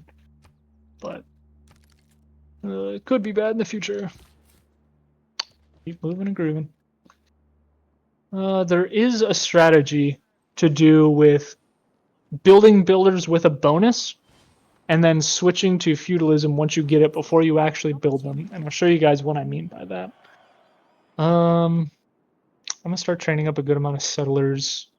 Well, actually, no, I don't have a whole lot of places to settle, so going for the Magnus. Magnus has an upgrade where settlers trained in your city do not consume population. And that combined with monumentality, where you can buy settlers for cheaper, can be really good. So where you pop this guy in a city, he makes it so that when you buy settlers in that city, you don't lose population, and then you just spam out a whole bunch of settlers. But because I don't have a whole lot of place more to settle, I have 1, 2, 3, maybe another 4 or 5 cities down here. I guess that could be worth it, but I would rather get the bonus science from Pengala. Because right now that's going to be 5, 6 science next turn. That's really nice. And I'd just rather have the science. Choose production. You are going to build me, if you build a watermill, this is going to get +1, but this is about to go away. Don't really care about that. You could build me a settler. You could build me a builder. It's going to take 5 turns for the walls in the watermill. 6 turns. Let's go for the library. Just overall the best build. I got my galley. I could continue to get a granary. I could start building a builder. And this builder would finish on the same turn as feudalism. I could switch off, but I can't be bothered with that. Granary does. You just need ordered galley. It's time for me to start exploring the high seas. Onward and upward. Take a drink of water.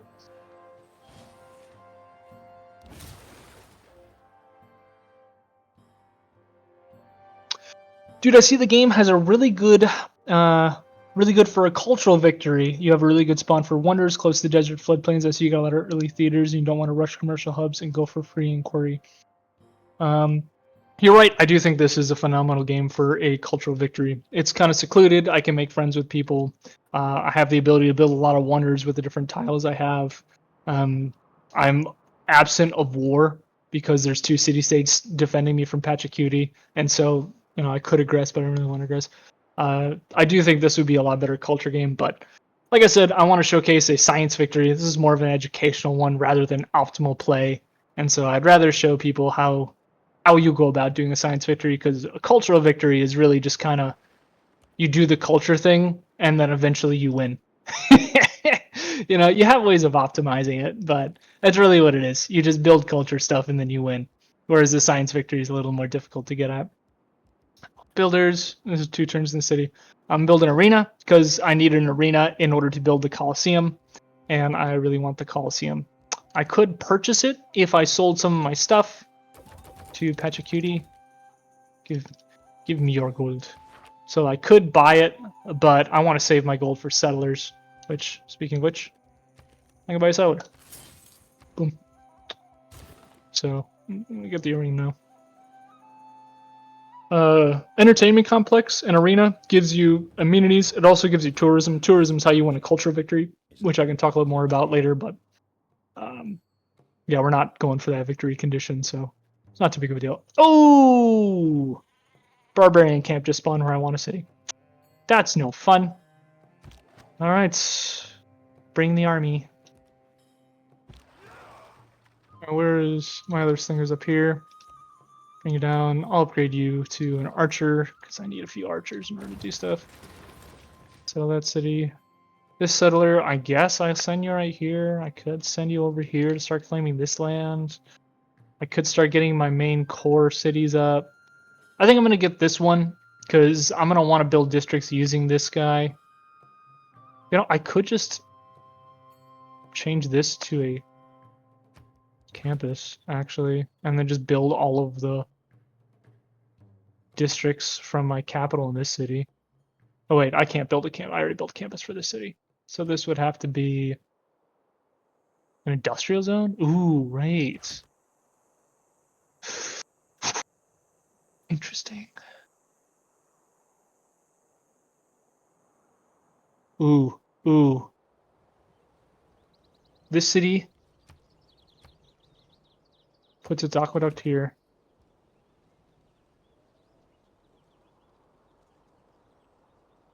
You. Oh, I could change this to an aqueduct, and then I could make this an industrial zone. That would be a killer industrial zone. I like that a lot. Then I would lose my big theater square. Alternatively,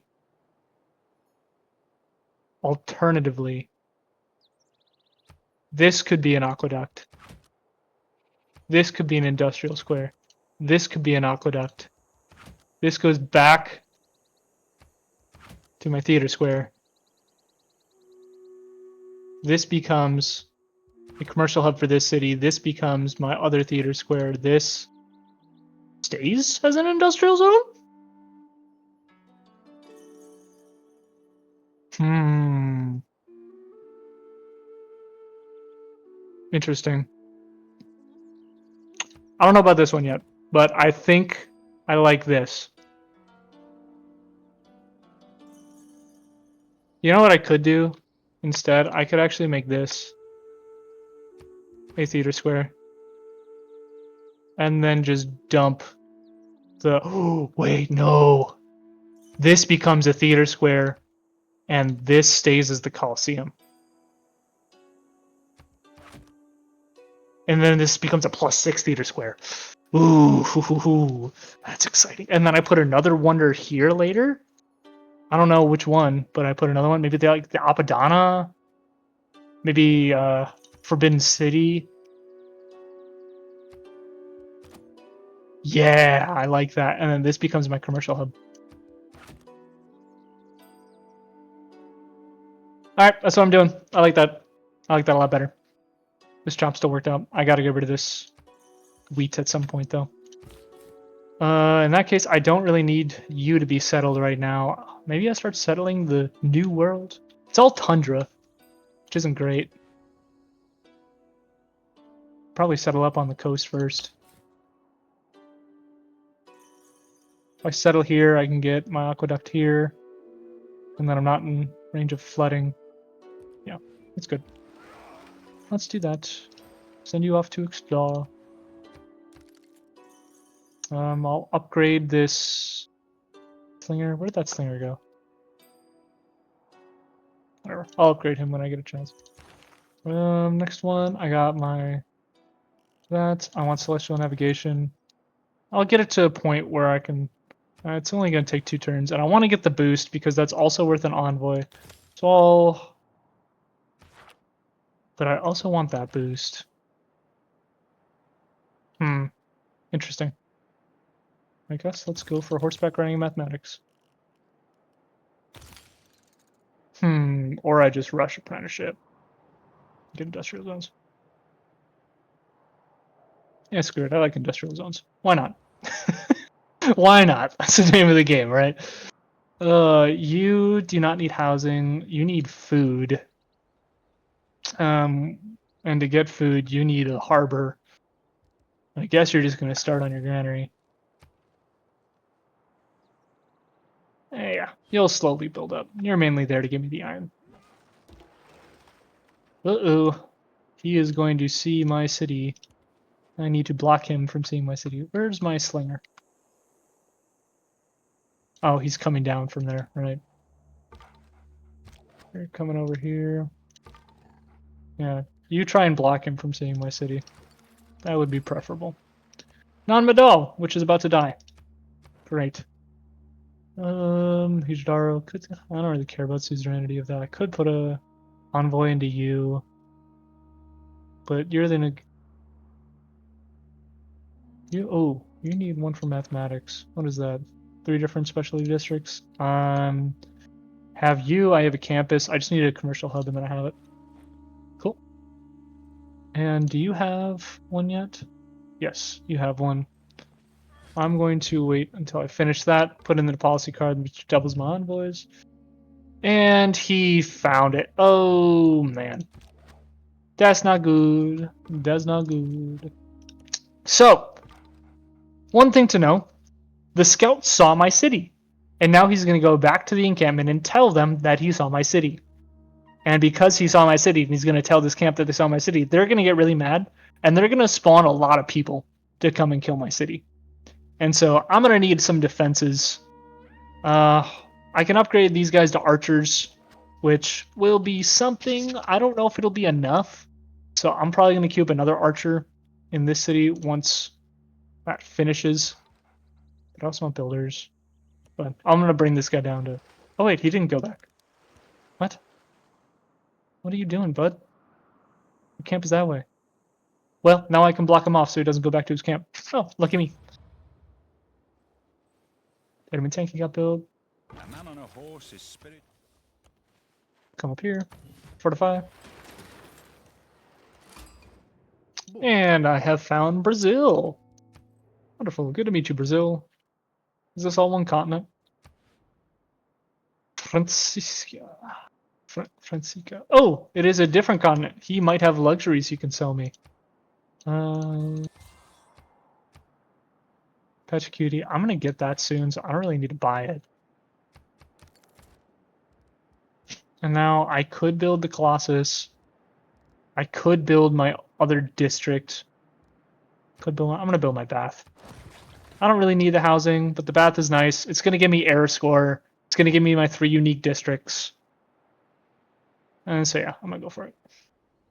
And you are also going to get your bath? Because you're not super close to your housing limit, but it's always a nice building to have. And you're going to upgrade to archer.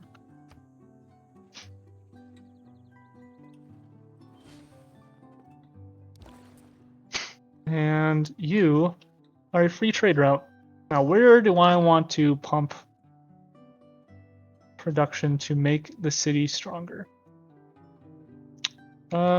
You're kind of running low on food, and you're going to be sort of my second biggest city, so I'm sending you over there just so you can kind of start getting more of what you need. Keep exploring up. You're going to need a builder soon. And sell this.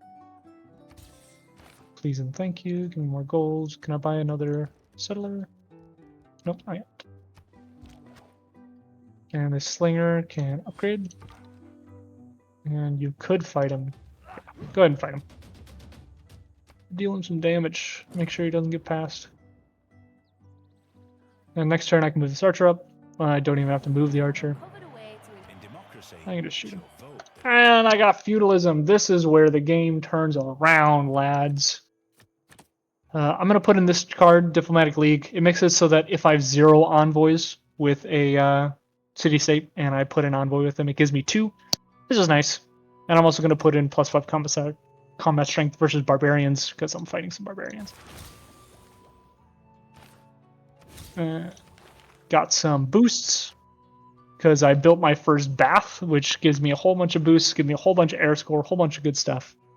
And I'm going to send this guy to Rome because I want the food. All right. Now I'm going to move in.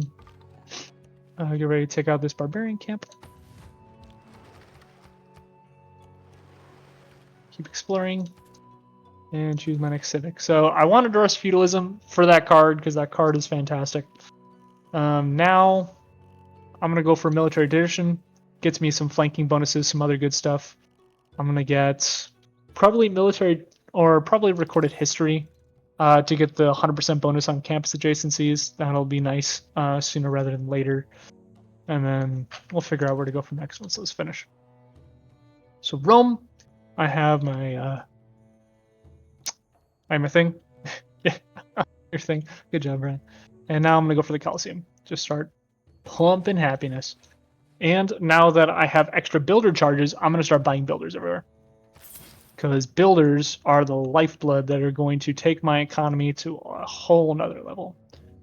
This city doesn't have great tiles, but it's gonna need builders. My capital is gonna need a builder to repair this, improve all this. I'm gonna get a builder here, and then I don't have enough gold to buy another builder. They are not buying this stuff yet. Can I buy more from them? This will give me a little more gold. Can I sell open borders? I can sell for 1 gold. I think that gave me enough to buy another builder. I'll buy one up here. Yep. Wonderful. And now we're on the upward trend. I have not researched Harvard because I want to improve those to get the extra envoy. I'm probably not going to build 3 mines in the time that I want to research this and get industrial zones to build my capital, but that'll be fine. You are going to want a campus at some point. You're going to want a bath. You're going to want a harbor, and so I'm going to build the bath right here. Also, a useful tile. It'll give me adjacency with my harbor. Overall, good stuff. You have no housing because you're settled in the middle of nowhere, so you're going to build a bath. And you're going to build it over here because you might want to build a theater square later. Get the adjacency there. Okay. Warrior's going to go and try and take out this cannon. Spawn an archer. Not great, but what are you going to do? I'm not going to change my policies and bring this archer over to fight. And then I'm going to start attacking that guy. My scout. I need my scout in order to clear this. Well, I don't need him. You need melee units to take cities. You don't need melee units to clear barbarian encampments. So I'm just going to leave him there for now. But that's my boost for ironworking. I'm going to want to build a camp there. I'm going to want to repair this for now. Or I'm going to want to chop it out. I don't know. I want to build a mine here. How many mines do I have? I have 1 mine. Am I going to get another mine anywhere? Could get another mine. Oh, I just got another mine. Actually, building a mine will boost this. And I like boosts. I like boosting a lot. Boost. Easy peasy. Alright. And then I need 2 sea resources. So I'll hop into the sea and get that luxury resource that you know I love to flip on up. And then you are probably going to build... Should I have you build the government plaza? Yeah, I have a lot of things I want to build in my capital. Right? I have this, I want to build this. I can only build 1 more district. So the amount of districts you can build is you get 1 for first population, and then you get 1 more every 3 population. So you get 1 district at 1 population, you get a second at 4, a third at 7, a fourth at 10, right? And so right now I can build 3 districts. I have my entertainment complex. I want to build an industrial zone. I want to build a commercial hub. I want to build a theater square. And the government project counts as one of those districts. And so I'm actually going to build it in this city. I'm going to lose food in this city, which means I'm really going to need to get a builder in here to start putting up farms. I get a farming triangle going. Farms are best in triangles because for every 2 adjacent farms, it gets +1 food. So you want to build them in triangles. There's a nice spot for one here. There's a nice spot for a farming triangle here. So I'll move forward with that. Classic ends in 9 turns. It's going fast because I'm playing on online mode, but to be expected. I'm probably going to chop this tree right here because I want to put a mine on it. Scout's just chilling out for a bit. This archer is going to kill this archer. This archer is going to move up. I'm actually going to move my scout up so I can get some scouting information over here. You are going to come out and get this whale, I think.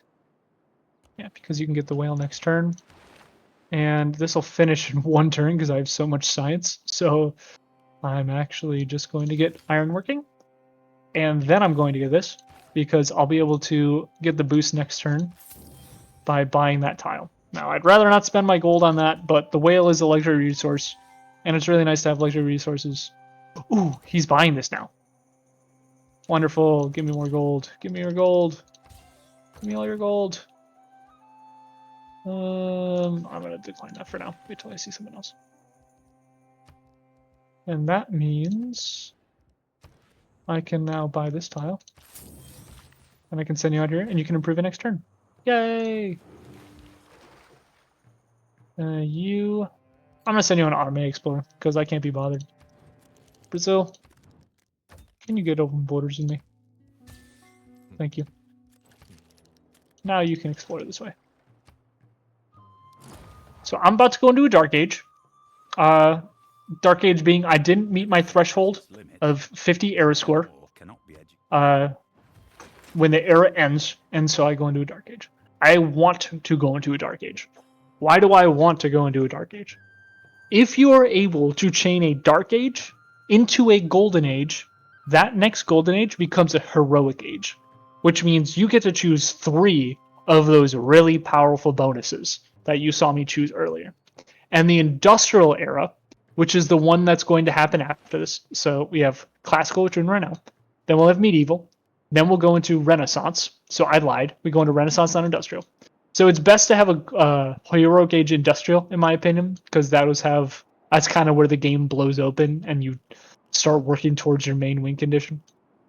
But I'm going to get a Heroic Renaissance Era, in theory. And that'll be nice. It'll give me some good bonuses. It'll let me accelerate my game a little bit more. If I really wanted to metagame, I could try and force out a Golden Age here or force out a Normal Age. I could do that by getting my unique unit. That's going to give me 4 era score, but I don't care enough. I'm just going to go for a regular Age or a regular old Dark Age and just go from there. All right, so I'm starting to improve tiles, starting to get better yields. I'm going to build you here. And then I'm going to need a dam in this city to prevent all of this flooding happening. And so a dam also gives +2 adjacency bonus to industrial zones. And so I want my industrial zone to be on one of these 2 tiles. And I want the dam to be on another one of those tiles. So what's going to be better? If I'm going to put a harbor here. That's already pretty much decided. I got my aqueduct here.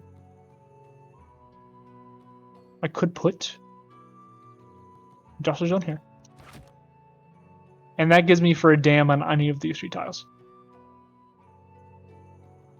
Probably this tile.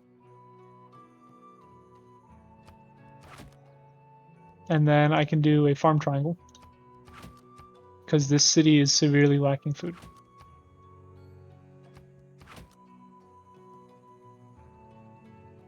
Yeah. Yeah, I like that planning. So in that case, I'm going to come up here and start building these farms because this city needs food like now. Go over here. Start threatening this guy. City needs food? Yeah, I know. The city needs food. I'm about to build some. It'll be alright. We'll get there. We'll get there. You can build a campus. Yep, +2 campus. That's fine. Start getting me some science. That gives me Celestial Navigation, which is wonderful, which got me an Envoy with Bandar Brunei, because I had that one card in.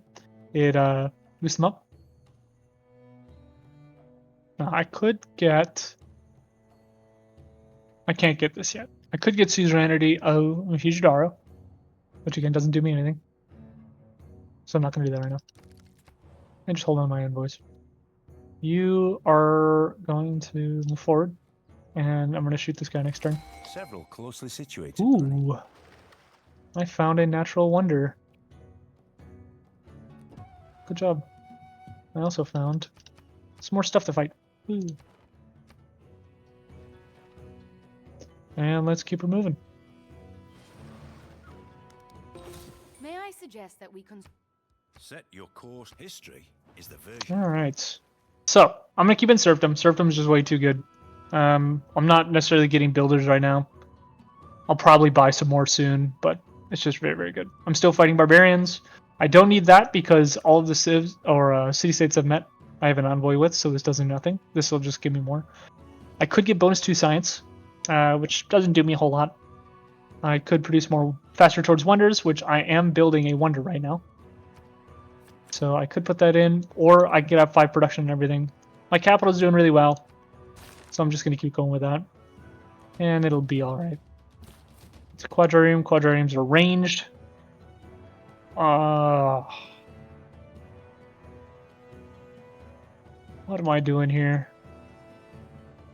I could settle here. This would be a really nice harbor. It would be +2 from the fish, and then if I settle here, I get +2 from settling there. Which, 1, 2, 3. I guess I could then settle over here and settle one up here. This would be a crap city. This would be alright. Yeah, I like this. This city has some pretty big potential, so I'm going to settle that one right there. It would probably be best for me to wait and get the Ancestral Throne or Ancestral Hall before settling all these cities. The Ancestral Hall is a part of the government plaza. So you only build one government plaza in your empire, and it has these buildings that are very, very powerful, and you can only build one of each of these in every other era. And so I have the Warlord's Stone, that's a military one. You get 20% production in all cities every time you capture an enemy city. Very, very powerful if you're going to war. Ancestral Hall, very good if you're settling a lot. This city then gets 50% production towards settlers, and when you settle a city, you get a free builder, which is obviously very good.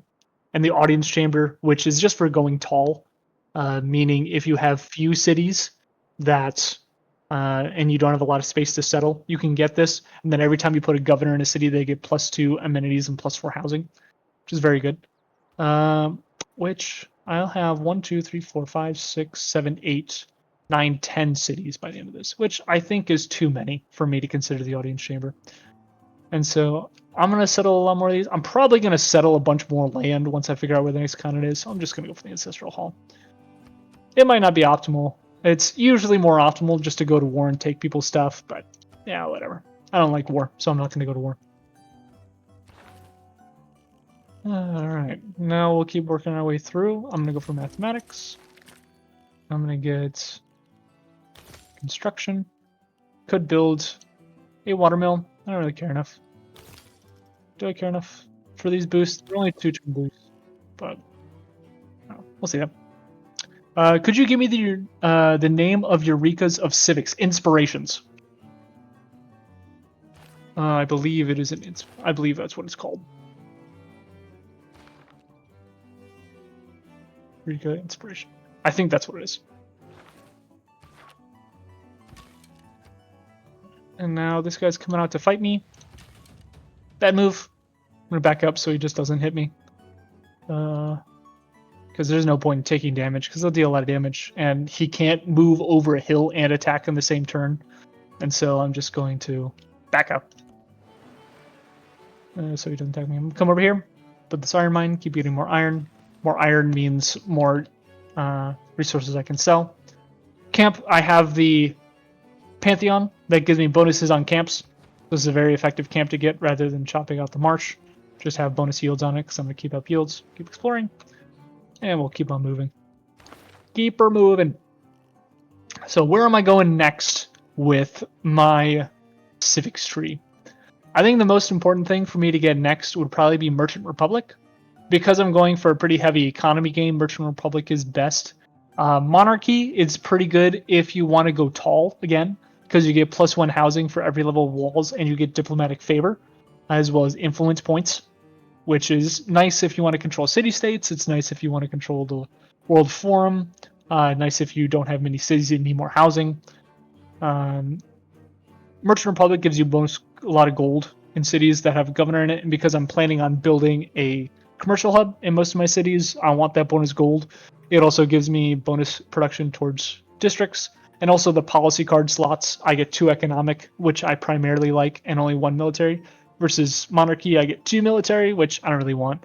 And theocracy is when you want to go for religion. I'm obviously not going for religion, so Merchant Republic it is.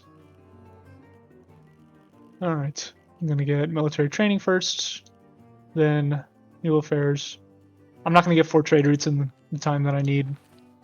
And so now I have 2 available governor slots. I'm going to get grants because 100% great people points. I'm going to start building stuff in my capital that generates great people points, so that I want that. And then I'm going to go for Magnus. And I'm going to install Magnus in the city that has the government plaza. This is because I'll probably start buying settlers from here once this is made and start building settlers from here.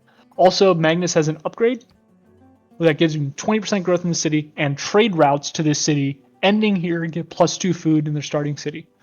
So those trade routes I was showing before that are domestic, what that means is if I have a trade route going from this city, Rome, to this city, Melodialaminum, yeah, whatever, it'll get +2 food if Magnus is the governor and I have that upgrade. It's just very good for bolstering cities that are newer. So I'm going to start building this. It'll take 40 turns. It's obviously not going to take 40 turns because I'm growing right now. I could buy this, but I actually want to save up for a builder. Well, not save up for a builder. Actually buy a builder in the city so I can start improving tiles and make the city better. And I'm going to work the food so then I grow faster, like I said before, so then I can get more production and more pop and all that good stuff. Same thing in the city. Start getting farms so I can start pumping food in here. And we will be on our way. Now my city state has died. That's unfortunate. I lost my warrior. That's also unfortunate. If I were again beginning my... If it's natural to kill, how come... Alright, so what did we unlock? So we still have +5 versus barbarians. We're still fighting barbarians, so I'm going to hold on to that. Plus 30% production towards encampment districts, harbor districts, and buildings for these districts. This is nice because I'm about to start building a lot of harbors, and so I'm going to switch this in after I finish killing these barbarians. And actually, because of that, I'm probably going to go back and research mysticism. So, oh, wait a minute. Here's a fun tip. I just thought about this. I just researched the civic, which lets me change my government. If I change nothing in my government, I still have those cards active, which means I have +5 combat strength versus barbarians. I'm going to kill this barbarian. I'm not going to kill this barbarian, but I'm going to get him really close to death, right? So I don't really need that +5 combat strength anymore.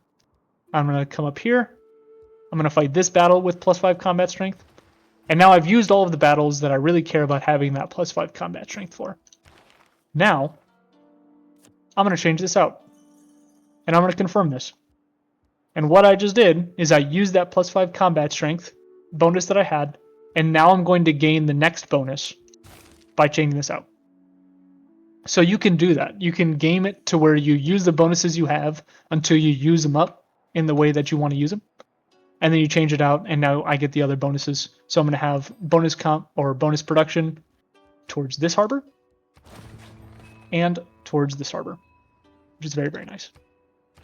I'm trading. I can sell them my mercury, which I will do, and I'll gain my bonus gold, which will let me buy another builder because I want more builders.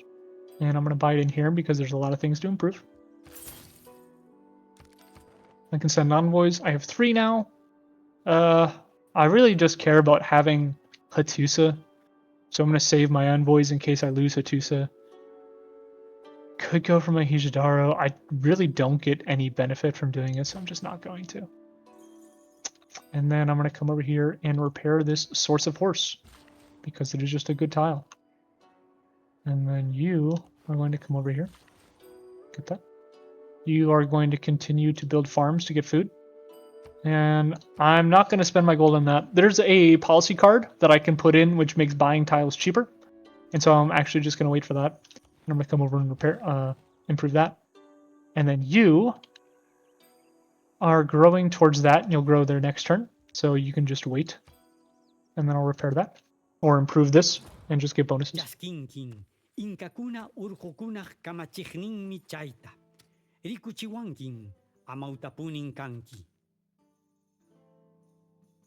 Same. I have lost suzerainty. This is what I was talking about. So I saved my envoys in case I lost suzerainty. Volcano erupts. While the Colosseum stands, Rome shall stand. When the Colosseum falls, Rome shall fall. When Rome falls, the world shall fall.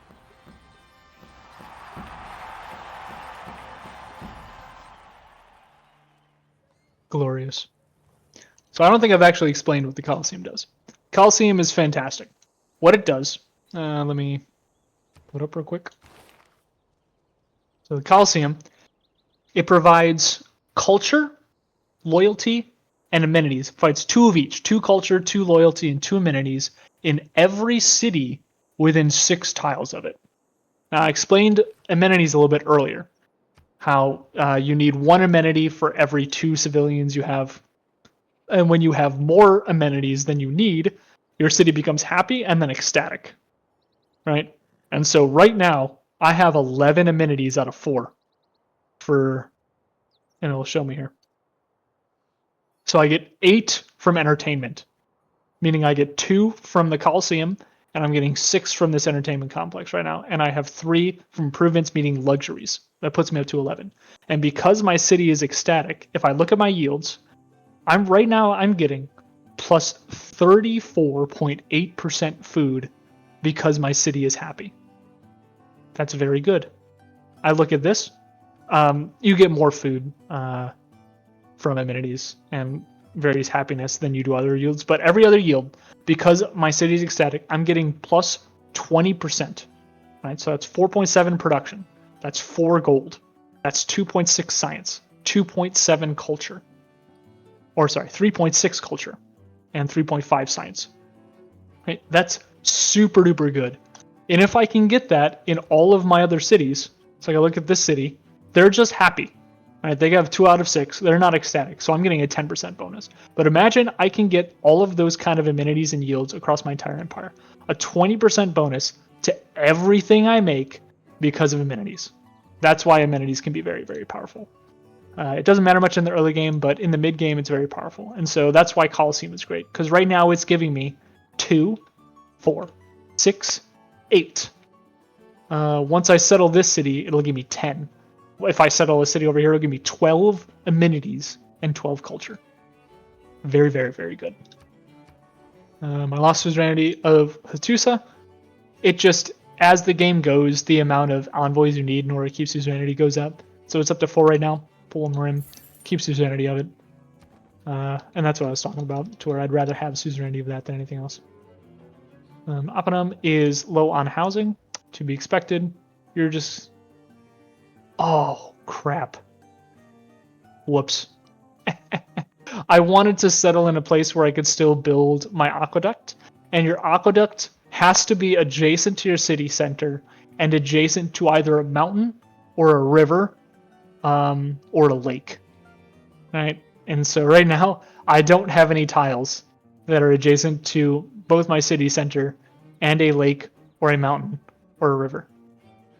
Right, so like if I look at this city, adjacent to city center and river, adjacent to city center and river, adjacent to city center and river. Same thing over here, adjacent to city center and river. So I'm going to lose a lot of benefits from this city because of that. That's a big mistake, but yeah, whatever. Live and learn. Live and learn. Actually, that makes a big deal now for having suzerainty of Mohenjo-Daro. Because like I talked about before, this is a coastal city, so it's only getting +1 housing from coastal water. Mohenjo-Daro's suzerainty bonus is I get full housing from water as if they're next to rivers in all of my cities. And so if I do this now, I went from 4 housing to, wait a minute, it's just 5 housing. There we go. Just needed to reset it. So I get bonus 2 housing because I went from coastal water to having it like it's fresh water. Which is going to let the city grow a little bit more, which is great. So now, what do I build? I want to build one of my districts. So I'm leaning towards a industrial zone, because this is a +6 industrial zone right now, because I haven't built this commercial hub yet, and you get adjacency bonus from other districts. So it's +6 instead of +7. But that's +6 production of my capital, which is going to make it quicker to build everything else. Or I could build my commercial hub and start getting gold. I want the production, especially because it's a 3-turn build. And then you, good sir, you can build your commercial hub. You can build a harbor. I think I'd rather have a commercial hub than a harbor in this city. Commercial hub is going to be best there, but that's also a really nice theater square. It's a +5 theater square. I'm already going to have... I don't need a theater square in this city. So these could be my 2 theater squares that I really need my empire. And so I think that's actually what I'm going to do. I'm going to build a theater square there. Building wonders in the city is dumb. There's really nothing else better to get. I could get the commercial hub. I could get a harbor.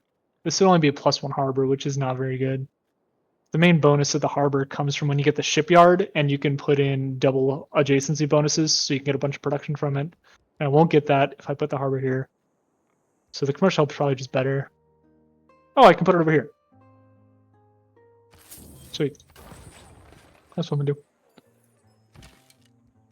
You take out that guy. Clear it. Give me some arrow score. You're gonna move down here to kill the scout. Scout will move out next turn. You just sit there. You are very dead. This, my friends, is what you call very dead in the game of Civ. So he's gonna go out like a baller. Fall on a sword. GG, my friend. And yeah, move to the next turn. Oh, I can build a farm. Does this farm matter? Yeah, I need food. Are you even working this tile right now? What tiles are you working? Here, here, here, here. Yeah, this will just be a little bit better tile. Not much better, but a little bit better. So of course, more stuff I can sell. That builder is now gone, so I need a new builder in my capital. I don't have gold, but I'm making a lot of gold, so it'll be alright. More iron. Love me some iron. You need food. So you're gonna force work that tile to get food. I lose production, but that's alright. And yeah, keep her moving.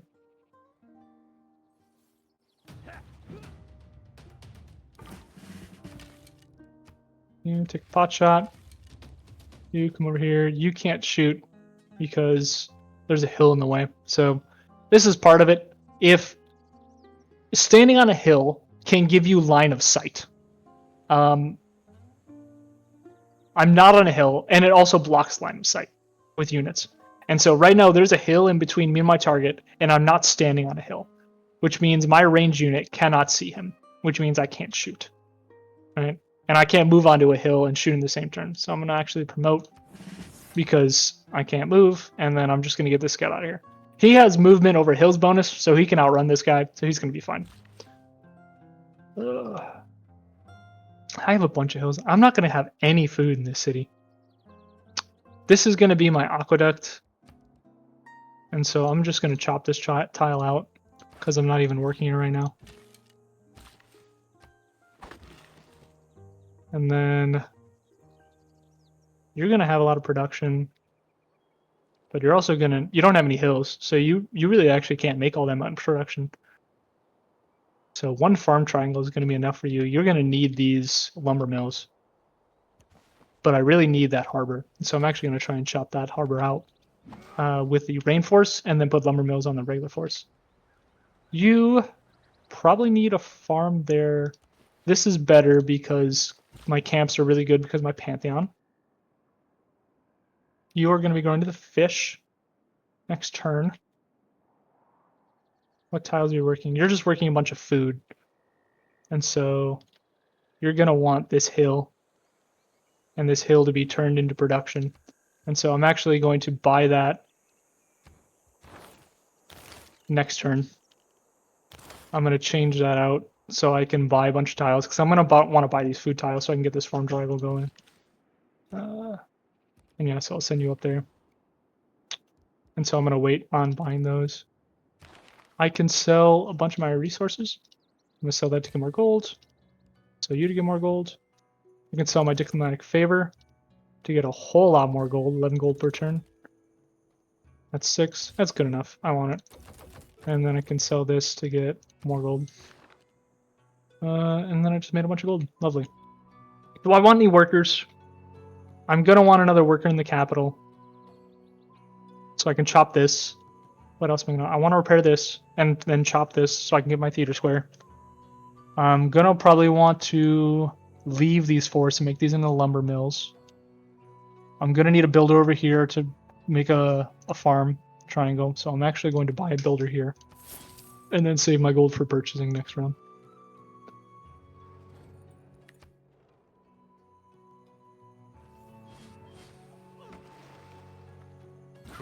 with the heart. Mysticism is the mistake of an... Alright, era ends in 3 turns, and I still need 5 era score. Now, there are lots of ways of getting era score. I'm going to get 2 era score right here, because every time you build a district that has +3 or greater on it, you get 2 era score. So I'm going to get 2 era score there. I'm going to get 2 era score from this.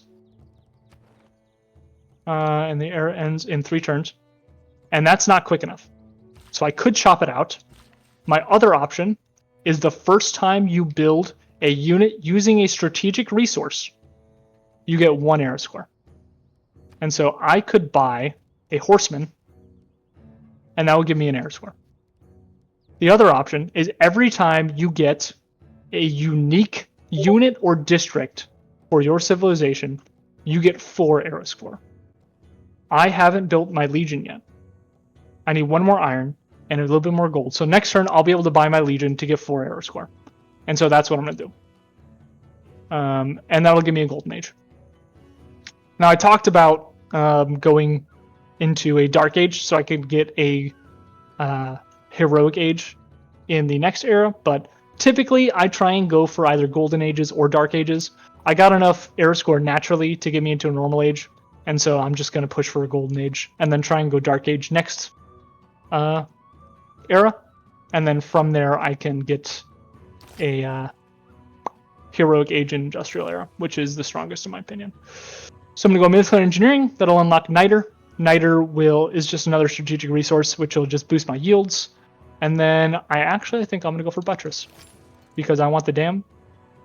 And then I'm going to go for machinery. Actually, let's go you into machinery so I can get Kilwa. Kilwa Kiswani is, in my opinion, the strongest wonder in the game, and I'll explain why once I build it. Alright, so I got a builder here. And I'm going to need production in these cities, so these can become lumber mills. I primarily need food in this city, so I'm actually going to build a farm triangle. Right here. And then my scouts. They're going to kill you. You are a galley, you are on a quadrium. And then you're going to come over here to defend this city. And then Mr. Scout is going to come back and rest up. And you have 1 charge left. There's really not a whole lot for you to do. Over here, there's a ton of production. I really just need food in this city. So I'm actually going to send you over here to help build farms. And then you, like I said I was going to do, reduce tile purchasing by 2. I don't need builders right now. And I'm going to spend all my gold buying that as well as my legion next turn, right? And so I'm just going to spend a little bit of gold buying that to get some production in the city. And then buying you to get some food in the city. Boom. And so next turn, I think I'll have enough gold if I sell some stuff. And I'll be alright. You're going to build a bath because you need food. Well, bath actually doesn't give me any food.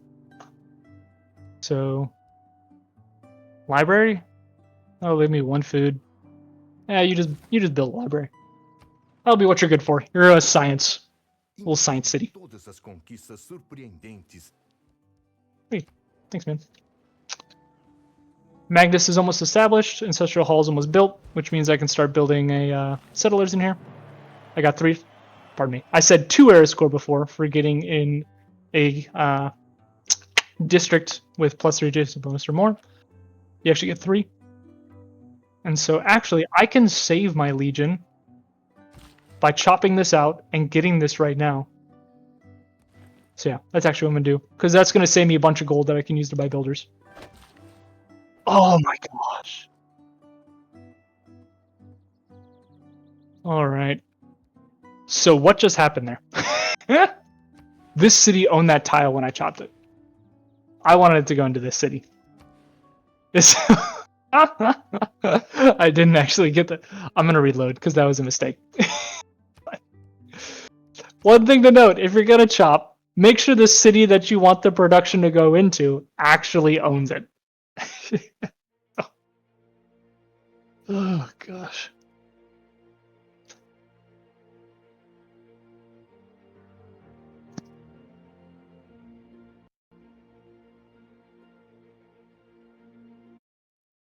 Ugh. Well, my game crashed.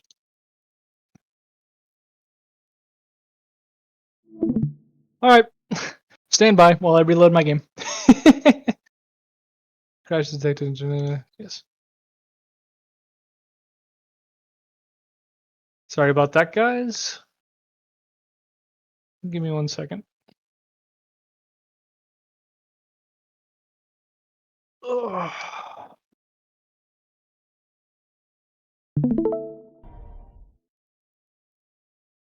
Turns out, the game does not like being reloaded.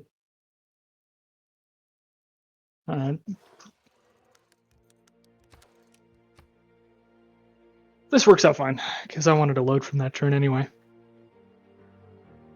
My voice is getting harsh, man. I'm gonna go get some ice cream. Help cool my throat down. Does anyone else eat ice cream when their throat gets... when they talk too much? Oh, God. Built great cities of stone and seen early empires rise and fall. Give me some Soon you will stand moose pie from Ben & Jerry's. alongside Got your gallant knights. milk chocolate ice cream with chocolate mousse swirls and chocolate swirls that are also mousse, As the younger I guess. princes learned to carry a sword, so Delicious. shall you grow to understand your place in this world. Cast Hmm. your net wide, O Trajan, Emperor of mighty Rome. Your legions Alright, stand at so the ready let's talk about what I'm looking to do next. establish the largest I am looking empire to the world will increase ever see. the amount of gold I have. If you can truly get So I'm going for a science victory, yes, but the typical way I like to play is I really like to get a lot of gold. Because gold just is a very versatile resource. It lets you buy all of the buildings you want. Later on, it really lets me accelerate, because the main timing that I'm looking for is I'm looking for the unlock of this, research labs. They give you +8 science when they have power to them. And by this point, you should have power. And so my goal is once I get my gold going, once I have all of the basic technology I need and those things, I'm going to rush these research labs and try and have enough gold that every time I have a campus that's able to build one, I can buy the research lab immediately or buy all of the science buildings. And that's just going to exponentially shoot my science up, which is going to shoot me to the end of the game in my science victory. And I'll talk to you guys on this. I switched this, right? Yep. Okay. I'm gonna chop that out. That's gonna give me that. That is not going to give me any error score. Why?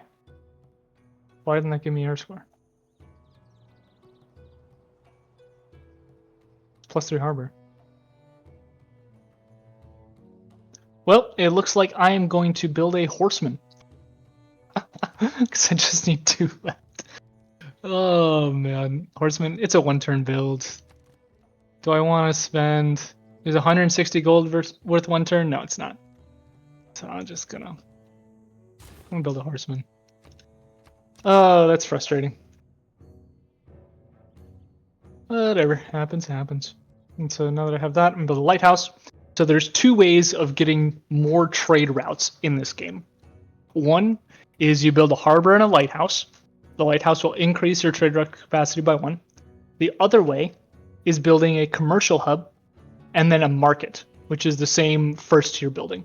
Both of these will give you 1 trade route, but you can only get 1 extra trade route in a city, right?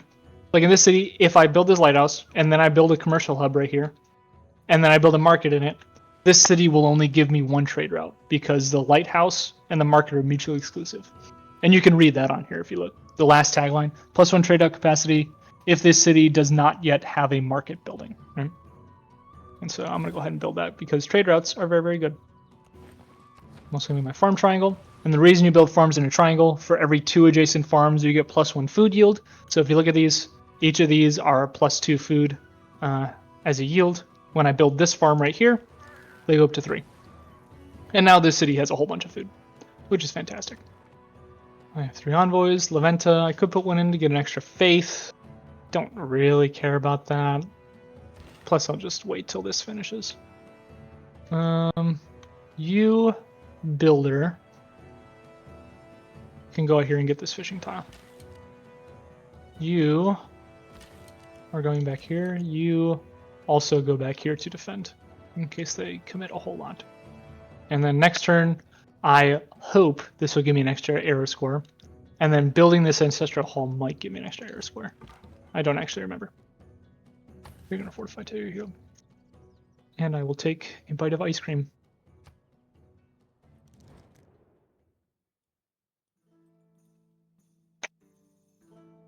Yeah, why not? I could probably get more gold from him if I tried to trade normally, but yeah, whatever. Completing the construction There we go. building has inspired our...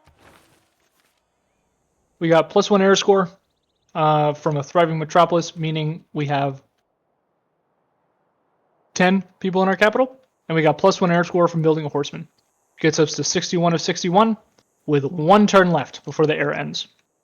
Collar pixel perfect. Yeah, we are making it good. I'm gonna come over here. I'm gonna chop that tile. I have Magnus, so I get bonus yields from chopping in the city. Make sure the city owns it. And now I'm gonna produce some settlers in this city because I get bonus production from producing settlers because of the ancestral hall. And also, I'm going to make sure I promote Magnus with settlers do not consume population, so that when I actually build this settler, I don't lose population in it. I have 1 build charge left. I'm going to come up here and make sure I get that. And you got yourself stuck. Good job, Yoda. Wait, do I have open borders with you? Oh, I do have open borders. Alright, we'll go see his lands, I guess. Choose production. Now what am I going to build? I did say I wanted to build a commercial hub. Get that going. And I think that's what I'm going to do. This is just such a good theater square. It's so much culture. But I already have 2 districts. I can build 3. Right, I can build 3. So I can build this, and then I can build my commercial hub. Right. Vision build. And we'll move to the next turn. And now I'm going to start spamming out some settlers to my next round of settling. I got 1, 2, 3, at least 4 more cities to go. And now we enter the medieval era. Intervenes in warfare. We got Niter. There are very honest people who do not think. And we got more policies. What do we have? Merchant Confederation, +11 gold, happily. I'm going to take Diplomatic League first because I'm going to put an envoy into Leventa. Give me a bonus 2. I'm still building a harbor. And so there's really nothing else that I care about right now. Actually, before I do this, I'm going to buy a tile because I have 20% reduced costs on tiles right now. I'm going to buy that. That gives me a farm triangle. And now that I've exploited that, I'm going to put in the cards that I talked about. More builders. Beautiful. I found more niter underneath my capital, so I am automatically generating that, which is wonderful. And then underneath my campus, so I'm automatically generating that, which is nice. That is one thing to know, is that at the beginning of the game, when the map is first generated, all of the strategic resources, even the ones you can't see, are generated on the map. But you can't see them, obviously, until you unlock them. So if you place a city center or any district on top of those before you reveal it, you automatically gain those resources once you reveal them, right? But let's say I didn't put this campus down. Let's say this campus was right here. And now this niter shows up. I can no longer build any district on top of that, right? And so at the beginning, I was talking about where my sources of horse might be and when I unlocked it. And so that really comes into play if you have like a perfect spot for a campus that you want. That could also be a spot that horses show up. You might not want to unlock horses until you're able to build that campus, right? So in that case, you would unlock pottery, unlock mining, unlock writing, place your campus down. Maybe not finish building it, but place your campus down and then unlock horses, just to guarantee that you get that perfect campus spot. But that's a pretty deep strategy, but it's something you could do. This is the same choices that we had from last time. I still don't have any commercial hubs. I have a few harbors. Then give me science, but it's not a whole lot. I'm going to go for monumentality again. Bonus movement on my builder is really nice because they move around faster, and I like that. And then also 30% cheaper to purchase things. I'm purchasing all my builders right now. I'm not building them, and so having this 30% bonus cost of buying them is really nice. I'm going to build a mine, keep boosting production. What production are you going to have? You have a hill right here, so you can build a mine there. No worries, Mike. You have a lumber mill you could put here. You have a farm triangle you could put right here. And so I'm okay to make this into a lumber mill. Yeah, I'm fine with that. All right, now what I'm working towards? I'm gonna start working again towards that. So that's what I want. Governor title. Magnus. I really don't need a whole lot of this, but I'm gonna go for surplus logistics, just so if I want to do internal trade routes to grow cities, then I can. You are going to go into alert because you're just going to be garrisoned in that city, because you're a useless horse, and I don't need you. Take a bite of ice cream. All right. The World Congress. This is how you get a diplomatic victory, by voting correctly on all of these.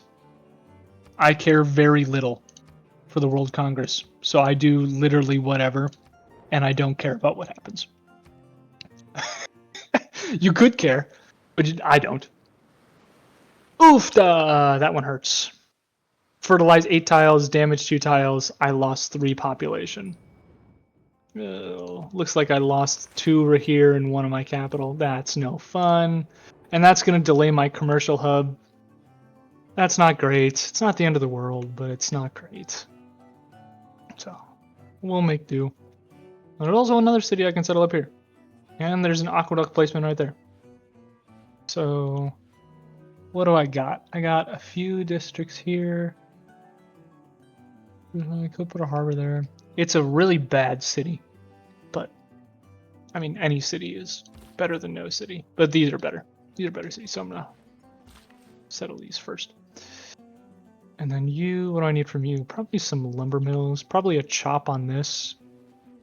So we go ahead and chop that. And then, fortunately, another settler. You're going to start pecking away at him. You can start pecking away at him. Barbarian approaches over here as well. That's fine. He only has 1 spot to attack, but it is a quadraim, which is not great. But, you know, until he starts actually dealing damage to me, I think we should be fine. This is just going to pillage my tile, which kind of sucks, but you make do, and you work your way through. I'm going to need to build a dam here sooner rather than later. And the only tile I can build it on is either my tile for the Forbidden City or this tile, in which this case, this city will need to build it. And I haven't even unlocked dams yet, so we'll get that next. You go ahead and repair that. Well, you actually don't need to. So finish your commercial hub first. Did you have anything damaged? Yeah, the entertainment complex. Finish the theater square first and then get the entertainment complex, then we'll repair that. And then we'll, in 2 turns after those are repaired, I can start building my commercial hub. Gold, gold, gold, gold, gold, gold, gold, gold.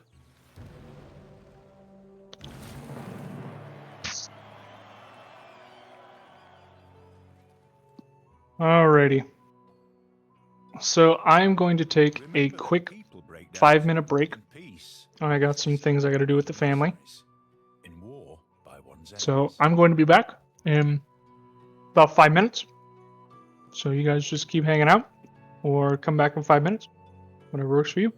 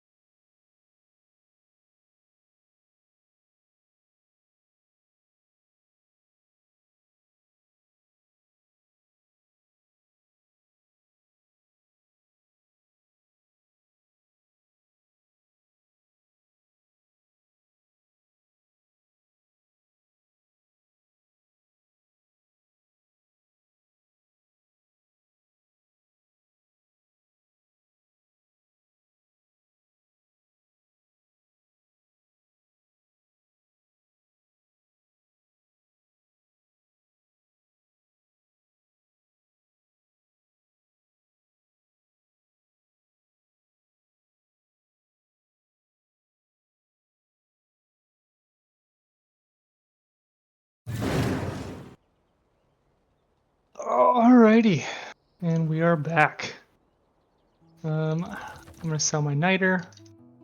Usually newer resources are worth more, and so being that I have 20 niter to start off is usually worth a lot. So I'm just gonna keep selling these. It's worth gold. I like gold more than I like resources, and more than I like diplomatic favor. Who needs diplomatic favor when you can just buy it from people? Am I right though? So we'll keep her moving. This city needs its baths. It's gonna go ahead and build that. Really can't build a whole lot else. I have 4 envoys. I put in... Yes, I did put that policy card in, so I'm going to put one in there to get an extra faith on here and 2 envoys. It is important the number of envoys you have, even if you're not going for suzerainty. because this policy card that I'm about to change to, Merchant Confederation, gives me 1 gold for each envoy I have. So I'm getting 13 gold instead of 12 that I would have if I only had 1 with them. So doing that quick change out was worth it. I have new builders I'm getting. I'm still building my harbor, and so that's a fine one to have. I could get plus 3 gold, but that's whatever. And the only thing I'm looking at is I think I'm going to put colonization in because I'm going to be producing settlers out of that one city pretty much for the next like 15, 20 turns. And so having that bonus 50% production towards them is really nice. Yeah, this city will be producing settlers pretty much nonstop for a little bit. And then you, I said I was going to put a farm triangle right here. Actually, I'm going to put the farm triangle right here because there's a bonus resource. And so I actually want to buy more tiles, and I have plenty of gold. So I'm going to go ahead and do that, and it's going to give me my harbor sooner. Boom! There's my +3 harbor. Okay, so I guess it needs to be +3 from non-district adjacencies, because I didn't get the air score from this one last time, but that's all right. What could I buy with faith? I can buy that stuff with faith. I'm getting a little bit of faith. I'll be able to get a builder eventually, but doesn't matter. I do want something to defend this place with, like a galley. And I don't want them to pillage my harbor, so I do think I'm going to buy that. Yeah. And then production, I'm going to get walls, because it seems like they're coming through and raiding a lot. You are going to sit here and fortify till you're healed. You are going to come up and over here, because I'm also going to settle more cities, so having some military presence over there would be nice. Next turn. Someone built Meenakshi Temple. I cannot imagine any condition which would cause it. Shipbuilding. Next is Buttress. I have one guy going down there. I'll send one guy over here. Yeah, you'll come up there. You are a quadrireme. So I'm going to hit you. You just got to hold the line for a bit. I'll be able to duck him back into the city. So then he'll be able to heal up there. But for now, I just want him to hold the line until the walls are done. And then hopefully prevent the thing from getting pillaged. But unlikely it's going to happen. Go around my commercial hub because I want gold. And I want gold now. You can build another district in 2 turns, but you're going to keep producing me settlers. And you also need a new builder. I also need another builder over here. And remember, I get free builders for settling cities because of my ancestral hall I built in the government plaza over here with this city. And so both of these cities, when they get settled, are going to have free builders. So I'm going to have a whole bunch of builders to do stuff down here with. Which is super nice. Super, super nice. Civil engineering got boosted. Somehow. I don't really know. 7 different specialty districts, right? Because I'm building a whole lot of different districts. I could chop. I don't really have a way of getting production in here other than these lumber mills. Chopping gets settlers out quicker, especially since I have Magnus, and so chopping is actually probably a good idea. And so I think that's what I'm going to do.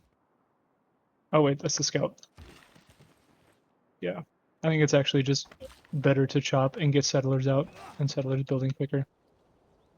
You are going to build a farm. Bazinga. And then once you repair that, you're going to start working on... So that's the galley. So the quadrireme ran away. So you're going to hop into the city and rest out. And I have another trade route, which is wonderful. And so I'm going to start trading with this city. I could buy it, and I think I'm going to do that because I'm producing super duper amounts of gold, and I want my production to build districts right now. Right? All of my stuff is really working on districts. And districts are very, very good for me. I do want an industrial zone. I have the harbor. I have the lighthouse. You might need walls, but I'm greedy, so I'm going to skip the walls. Put the industrial zone down. Your delegate is most welcome. Thank you very much. And just keep on the churn. So this guy came in, and instead of pillaging Our people's my dock, he attacked my city, did how much damage? Did 4 damage, and almost killed himself. What a legend.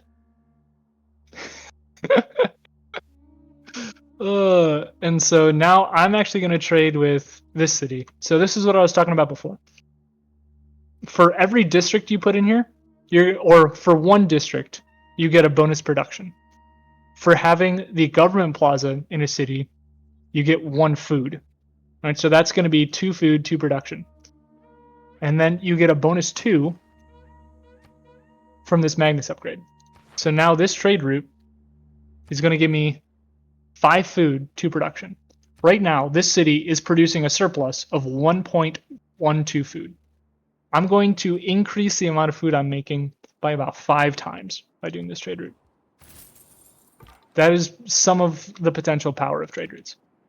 And so that's why it's very, very good. Sorry, I doubled the food I was making because my housing is at its limit. So I need the granary.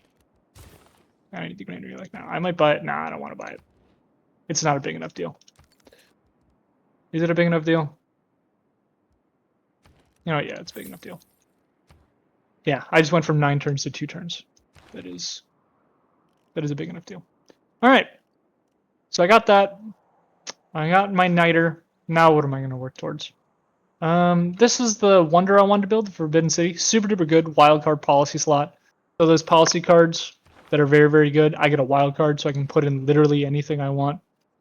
That would be a nice thing to go for. I have Kilwa. I could build Kilwa.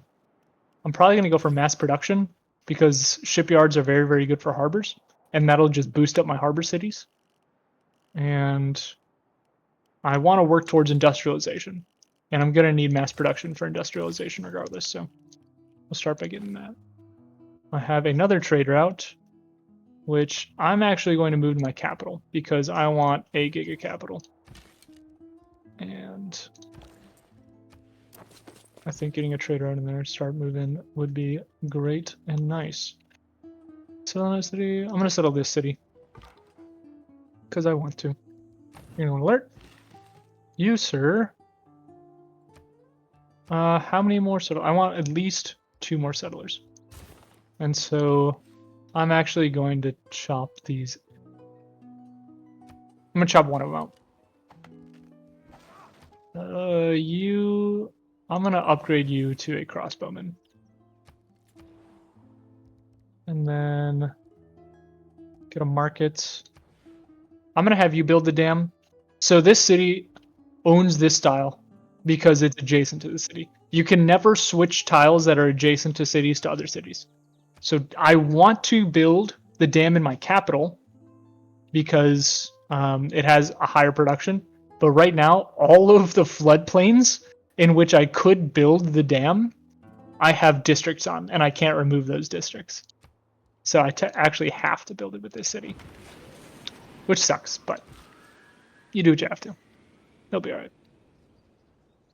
Oh, where is this building going to go? You're going to come over here and build a mine. Good man. This city needs a production. You're going to get walls because you just keep getting stuff raiding you. And there's really nothing else for you to do. This really is a crap city. That'll be alright. Oh, another galley showed up. That sucks. Plus 3 air score from the commercial zone. So a ranged combat strength of a city is dependent on the strongest ranged unit you have, right? So previously, my strongest ranged unit was an archer. The archer has 25 range combat strength. I just got a crossbowman, which is 40 range combat strength. And so now my city is dealing 40 range combat strength. If I didn't upgrade that archer, I was only dealing 15. And so now I deal significantly more damage to this guy. Very nice. So now I choose the production. I could get the market, which is what I think I'm going to do. I could. Oh, I could get Killa. I could get Killa. I can wait on Killa. I'm not suzerain of a whole lot of places yet. And so yeah, let's. Well, what are my immunities like? I'm still a static, so I don't need to repair this yet.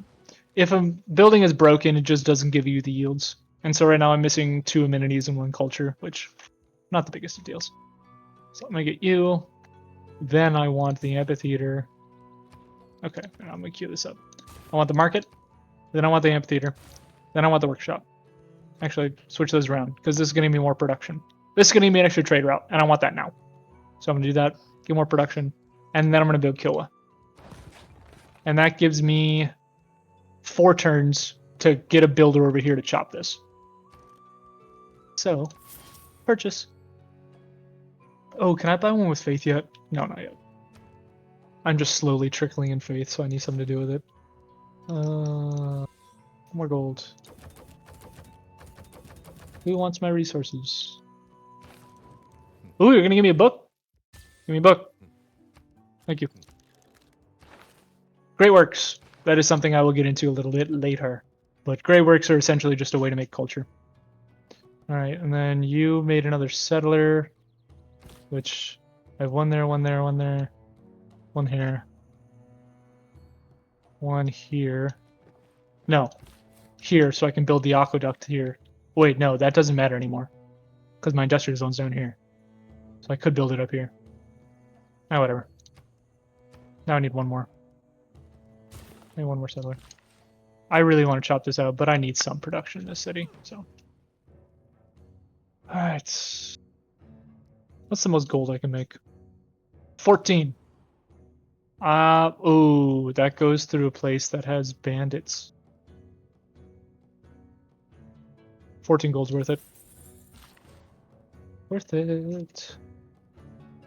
And then you're... What are you gonna do? You come over here and chop this. Now I have a city. Plus 0 score for settling near the Wonder. And now I can build a whole lot of pastures, which I'm actually going to do. Ooh, this is a good campus spot. You get +2 science per turn from campuses next to reefs. Show you.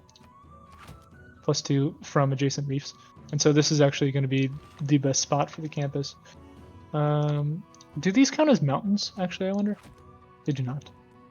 As a note, I haven't built any holy sites this game, but if you build a holy site, you get +2 per adjacent natural wonder. And because this is 2-tile natural wonder, I get +4. So, if you want to play a faith game. And then I'm going to come up here, I'm going to chop that sheep out. Go on alert, so if he comes back, you know, shoot. So then I can place a campus. You are going to start with a... for walls, because there's a good amount of bandits running around here. And then you... give me a galley, please. Oh, wait. My trader just left from here. Oh, that sucks. Everybody say goodbye to the trader.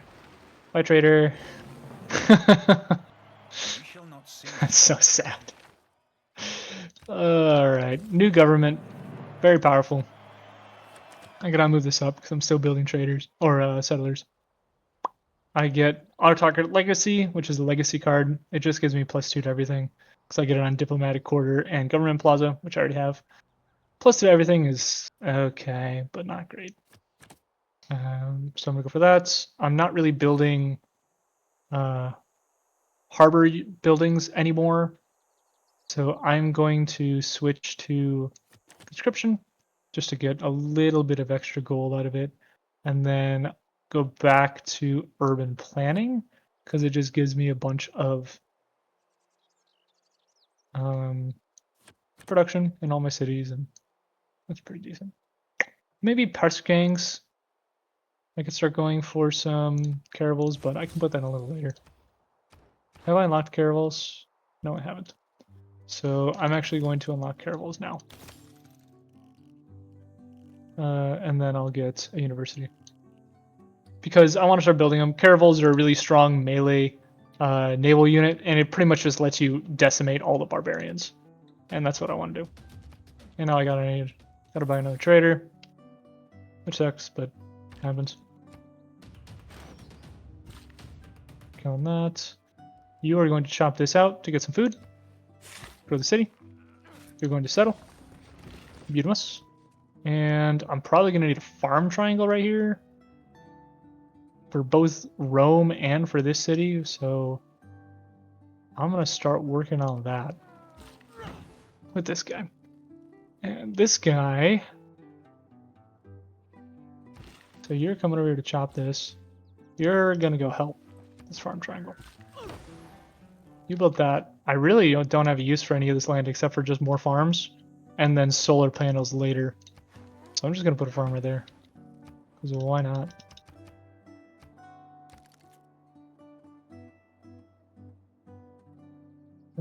Traders. Why do I have 3 traders available? Why can't I buy another trader? I guess I got another trader capacity. So I'm going to have one go from there, one going from Rome. Where else do I want to pump it? I'll pump it up here. Because this is a pretty powerful city, that's why. Lovely jubbly. Now what am I going to work towards? Let's work towards humanism. That'll give me art museums, and I can start getting great artists. And that's always nice. Actually, let's grab naval tradition first. This is going to be a 100% harbor adjacency bonus, which would be really nice with the shipyard that I'm about to unlock. You are going to build a harbor, because harbors are very good. What are you doing here? Alright, onward and upward. More barbarians approach. I get +7 gold from this, which I think is probably better than 50% production towards that for now. So yeah, I'm gonna do that. I want to keep builders in. Is it better than this one production? I'm gonna put in defensive buildings because I'm building walls right now. So just double the production towards that. Honestly, is culture better? I don't know. Science might be better than a production. Actually, I'm gonna put in natural philosophy, get some more science going. I really should start pumping my science some places, but I'll be right. We'll make it. We'll make it. Sarcha will get over here one day. You... if I max out food, this is... I could give 5 food. Which right now, you have 16 housing. Yeah. Let's just really start filling out the population of this city. You're going to chop that out. And a 1 turn off that. You are going to build a farm right here. So that I can have more food. You are going to turn this into a lumber mill for now. Beautiful. And you're just going to build more farms. Good job. I have a whole bunch of envoys I can send. I could get control of Bandar Brunei, which I think I will. Because it's just a decent one to have. More gold. International trade routes. I like gold. Obviously. I'm going to come up here. We're going to build a pasture. Pastures are very efficient. You are going to go on to alert and wait. And then you are going to pass your turn, so I don't just run you directly into a barbarian again. That would not be a smart move. Alright, now I'm going to start just passing some turns, trying to get through. I'm going to switch into... Well, I'm going to keep in limes because I'm building a lot of walls right now. Get this kill with my galley to give it some experience. Send you up to get you some food. I got my harbor pillage, which sucks, but happens, so now I'm going to repair that. You really can't build much. So that, I killed it. That's unfortunate. I want to get the experience of my archer, but didn't let die. You can build a watermill. You could build a wonder. It's going to take a little too long. Go ahead and build that. Then come down here and build another pasture. You are going to sit there in defensive mode. And then you are going to settle this city. Look at that. Very nice. Very nice. What am I going to do with you? You... over here, I guess. Delete that. Delete that. And then I will put my aqueduct. Yeah. I already have the building. Just production. Get a granary first.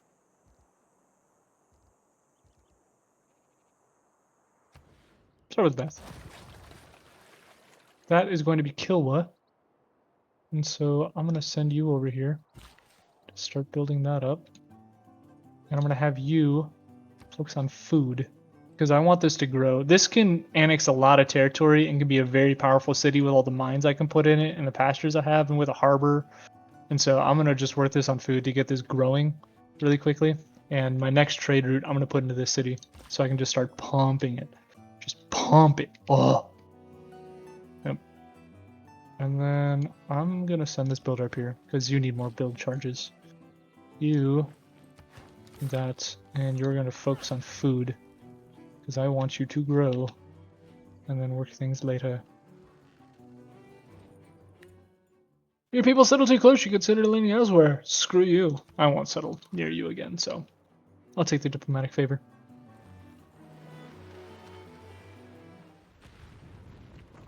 Interruption.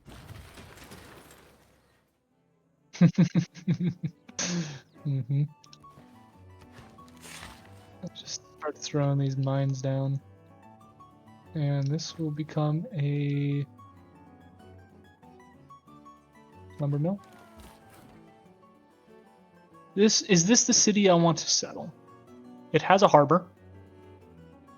It can claim a good amount of land, and I do want to settle another city down here. So, ooh.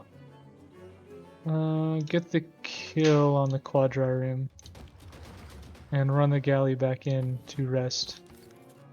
And you can claim a little bit of this and then up to down here and out and around here. Not a whole lot of area, honestly. I think I'll settle actually here so I can aqueduct here. It gives me a harbor here. I could canal right there too if I really wanted to, which could be fun, but I do think this is better. How did you break? What? What? I don't understand. Oh gosh. Alright, time for harbor. Where are you going? I don't even know what you're doing. I don't even know what you should do. You're gonna come up here, you're gonna build more farms. You're a farmer. Be a farmer. This is gonna grow to in one turn, so you just pass your turn. And on to the next. I probably need more farm triangles, because Rome probably needs to grow. Barbarians approach. Not all who wander. Where? Where do the barbarians approach? Not from over here, I guess. Production. Get your lighthouse, please. And thank you. We're going to build a mine. You are also going to build a mine here next turn. And more farms, I guess. Farms are good. I like farms. This is a good spot for another district because it'll give me one adjacency bonus. And so this will probably where I put this guy's campus. Because there's really no other good spots for a campus in this city. So your farm triangle will go here. There you go. And then this city gets settled right there. Next to a wonder for +3 air score. beautiful. I guess I'm not getting a Dark Age. Whoopsies. You're gonna put your harbor down, lock in the cost of it. As you research more technology and go up the tech tree, harbor or all districts become more costly. So they take longer to build and more production to build. And so by placing it down, you lock in the production cost. And so that can no longer increase. So even if you're not going to work it, if you know where you're going to put it, building it is a pretty good idea. And so I'm going to build the granary first because I want food. And builder, I'm actually going to go ahead and buy these 2 tiles because I'm going to want a farm triangle right there as the food source for the city. Awesome.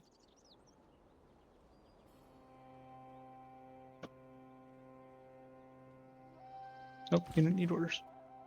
You, I don't know what you're gonna do. Come over here. I can build lumber mills on foresters, and so I think that's actually what I'm gonna do. So you build a farm on that wheat, I guess. And now I start building Kilwa. The purpose of Like this for education. banking. You can't Universities can be built. And now I can get bonus on my commercial hubs, which right now is +6, but will be more.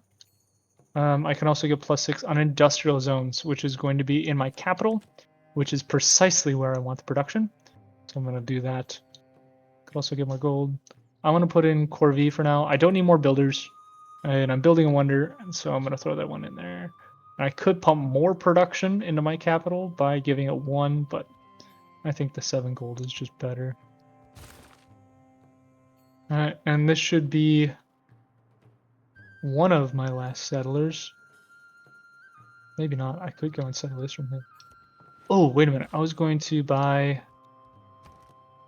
Carol and pew. Pew. And then I can upgrade you next turn. And then I should probably buy a Caravel on here too. Too expensive.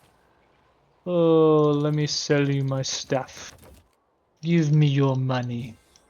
Yes, yes, good man. Give me your money. Give me your Caravel. Oh, I gotta exit out of the city.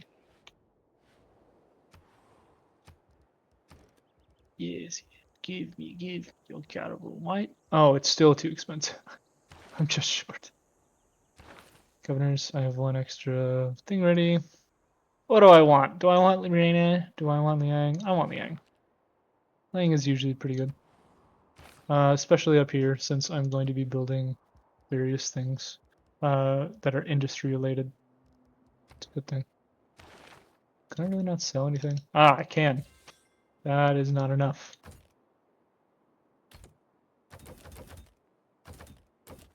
You really aren't going to give me any upfront gold? They have 0 upfront gold. Lovely. Alright. Cartography. Yes, I'm gonna navigate the open seas now. So that means my caravels can go out. I don't think you're going to build anything more. I do want to keep pumping gold and trade routes. So you're gonna get commercial hub. You're gonna build a mine. You have the new farm triangle. I guess you'll just come up here.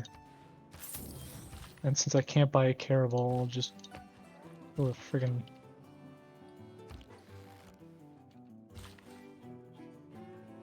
you're gonna build me farms.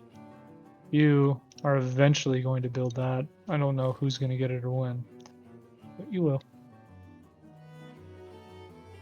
I'm back. What kind of victory are you going for? I am currently going for a science victory. Duck made a great comment before that a cultural victory would probably be better.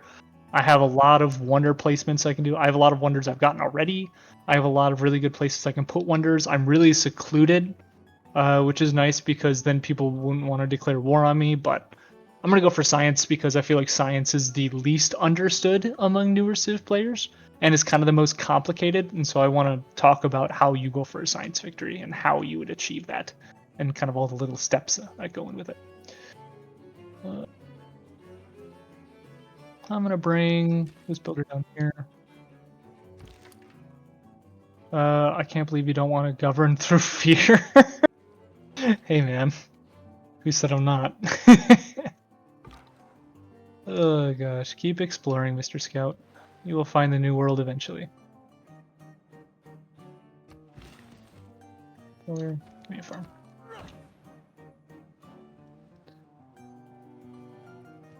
Alrighty.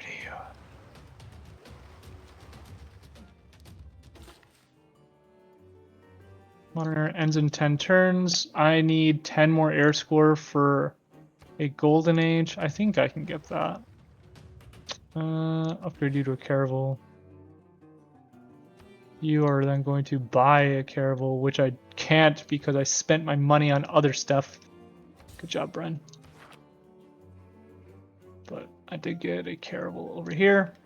And now you are going to go for a little bit of an adventure and explore the world for me. This builder, I guess, come over here, build me some mines. Builder got gypsum. Not a whole lot for me to do with these guys. I'll eventually be able to build lumber mills on rainforest, but I really don't want more farms. I could put another farm triangle right here so the city keeps growing, but whatever.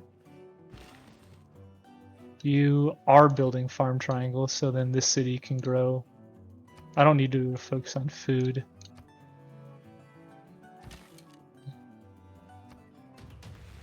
Bazinga, dead. Keep going, Scout. Next turn.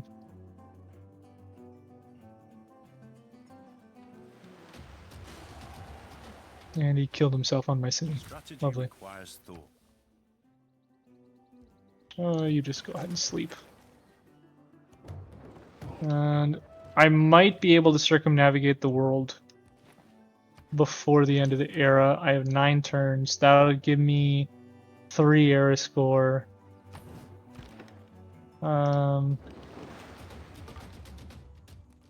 My special unit will give me 4. I could get musketmen maybe, which would be a niter unit. Building this will give me 1. I have 5 turns for that. I don't know if I'll be able to get a golden age. We'll see. I'll try for it. I will try. Need a dam in case this place floods. You can finally get your harbor. And finally get some food. I can get suzerain of some of these places, maybe. Train a knight. Send a trade route. Trigger divine right. What is that? Find a religion? Build 2 temples. I have no holy sites, so I'm not doing that. Dominance. Yes, indeed, Sable. I might do a late game war. I just started building my dam. For those of you that don't know, you build a dam to prevent floods from happening. And when floods happen, they destroy your tile improvements and kill population in your city. So, where did that builder go? He went over here. Well, you are going to improve those things. I got more builders around, don't I? Yeah, I got 1 guy over here. Come back up here. Prepare this for me. Keep exploring. Meet new civs. Meeting new civs will give me more error score. A few other things I can get error score from. City needs food. Yeah, I know. That's why I'm building a harbor. I need housing over here. What can I get for housing? I can't build my bath, which sucks. I don't know what I can do for housing. I can build more farms. That's probably my best bet.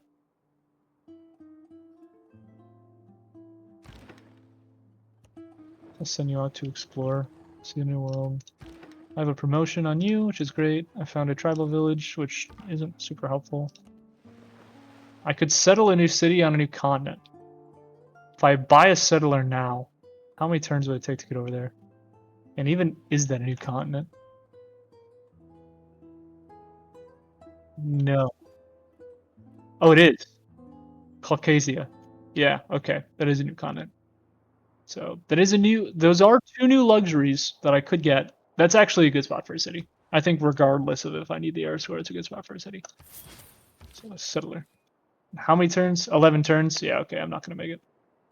This will be the first place to flood. This will... 1, 2, 3. Yeah, okay. That'll be the place to go. Settle on the first. If if the flood happens. The Brian Siv podcast is a banger. I'm glad you think so, Sam. Mr. Halfling. I feel like I'm talking a lot, maybe too much, but I mean, hey, that's what you do when you do gameplay, right? Oh, gosh. So I need this for wonders. I want this to get more builders real quick while I still have the, what's it called? Monumentality. He's been on fire. Yeah, dude, it's because I'm eating ice cream. You're getting it, it's just you and Mike. It's all good to talk. Yeah. Fair enough, fair enough. I don't know, I feel like I usually don't talk very much, but like now that I kind of feel like I have to talk, it's almost like it's just coming out of me. Which, I don't know, good, bad, indifferent, I don't know. Ooh, a new world. I can go and settle that. It's definitely a new skill of talking to no one but someone. You know? It's kind of fun. You know, maybe I'll keep doing it. Maybe I'll keep doing stuff like this. It's a good time. Speaking your thoughts is always a start. True. True. It helps that this is an educational podcast, so I kind of have to talk. I kind of have to keep going. So, or not that I have to, but there's always something to talk about because I'm always doing something and there's so much to this game that I can always find something I can speak on. Ooh, government. Can I? Dang it. I needed to put this one in. 30% towards harbor districts. I'm building a whole lot of harbors right now. And so having extra 30% production towards that would be really nice. But yeah. Ooh, wait a minute. How long till this guy? Could this guy get over here in? 6 turns? 7 turns? I could settle on this continent. It would be a really bad city, but I can do it. Alright, we'll get it done. See if I can get some more air score. I got 3 turns till that one finishes. That'll give me a little bit. I got my exploration out. Hopefully we can find some new natural wonders and or meet some new civs. That would be helpful. Can be labeled. I have bonus production. So you're gonna finish. I could purchase this shipyard. I can't buy the shipyard. It's too much. I did put in the builder card, right? Yeah, I put in the builder card because I want another builder down here. And you are going to repair this. So I have my food farm triangle back.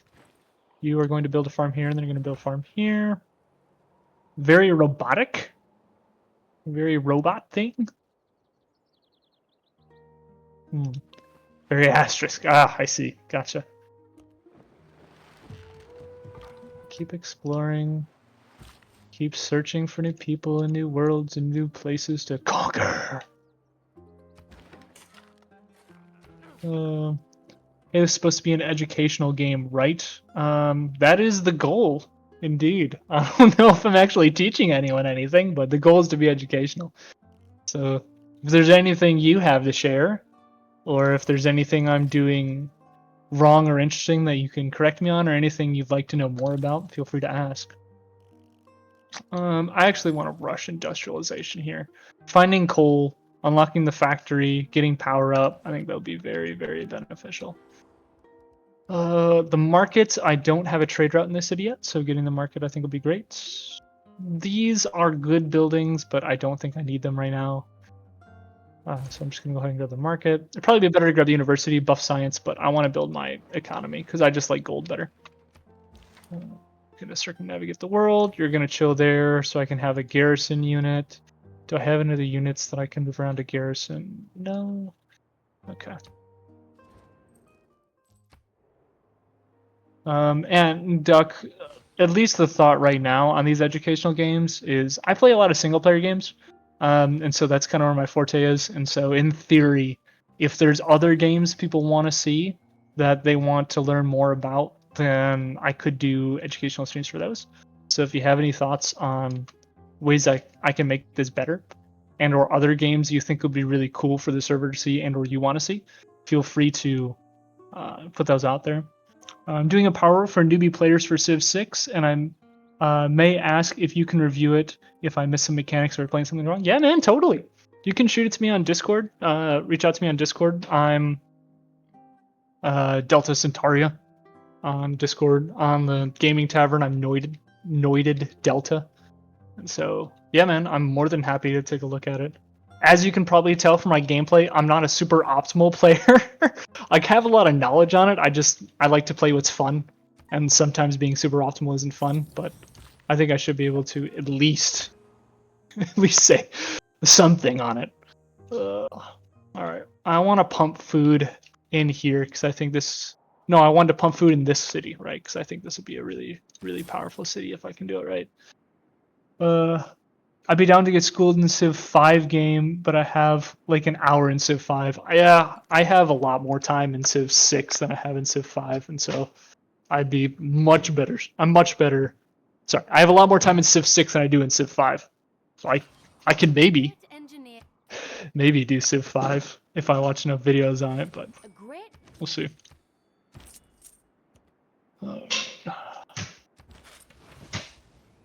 I have one turn left on Kilwa. Imhotep gives me charges that I can use on wonders to make the wonders build faster, and so it's really good if you want to rush a certain wonder out. But I only have one turn left on Kilwa, and so I don't really need to do that. Get out here, repair that. Get into land, explore a new continent. I don't know. I think I'm close to circumnavigating the globe, which will give me a little bit of era score. I have 5 turns left. I can get my unit for 4. That leaves me 4. Circumnavigating gives me 3. That leaves me 1 short. You know, I might actually get 5 from my unique unit because the first unit I build with iron. So, you know what, let me just buy him now. Let's see how much I get, because that'll let me figure out how much I need to get. Oh no, I have them at arms. Okay, so what happened here is I researched the next tier of unit. So where's the men at arms? Men at arms is right here. So this is a melee class. There's different classes of unit: light cavalry, heavy cavalry, siege, melee, range, anti-cavalry, and every time you get an upgrade, that's the only unit you can build in order to progress. Now, one thing I can do is Man at Arms requires 20 iron in order to build, and I have 25. If I can sell 6 iron, yeah, okay, I can. So selling this will put me below 20, so I'm no longer able to build a Man at Arms. But my unique unit only costs 5, so I'll have enough to build my unique unit, which will then allow the game, or allow me to build my unique unit, because that's the only thing that's left. And so we'll take a look. Man at Arms is no longer available because I don't have enough gold. Oh wait, why do I have 20? I thought I sold enough. There we go. Alright. Now can I buy it? I'll close. And no, I can't. Wait, it requires 10 iron? I thought it was 20.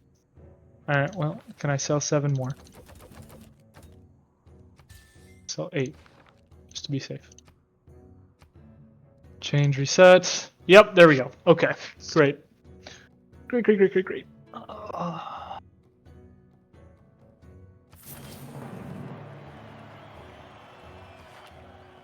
Okay, how much did that give me? That did give me 5. Okay, so circumnavigating the globe, I think will give me at least 3.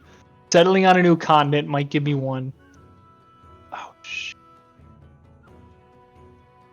Oh, please. Of course there's a bug. Please no, Mr. Barber. Oh, wait a minute. Guys.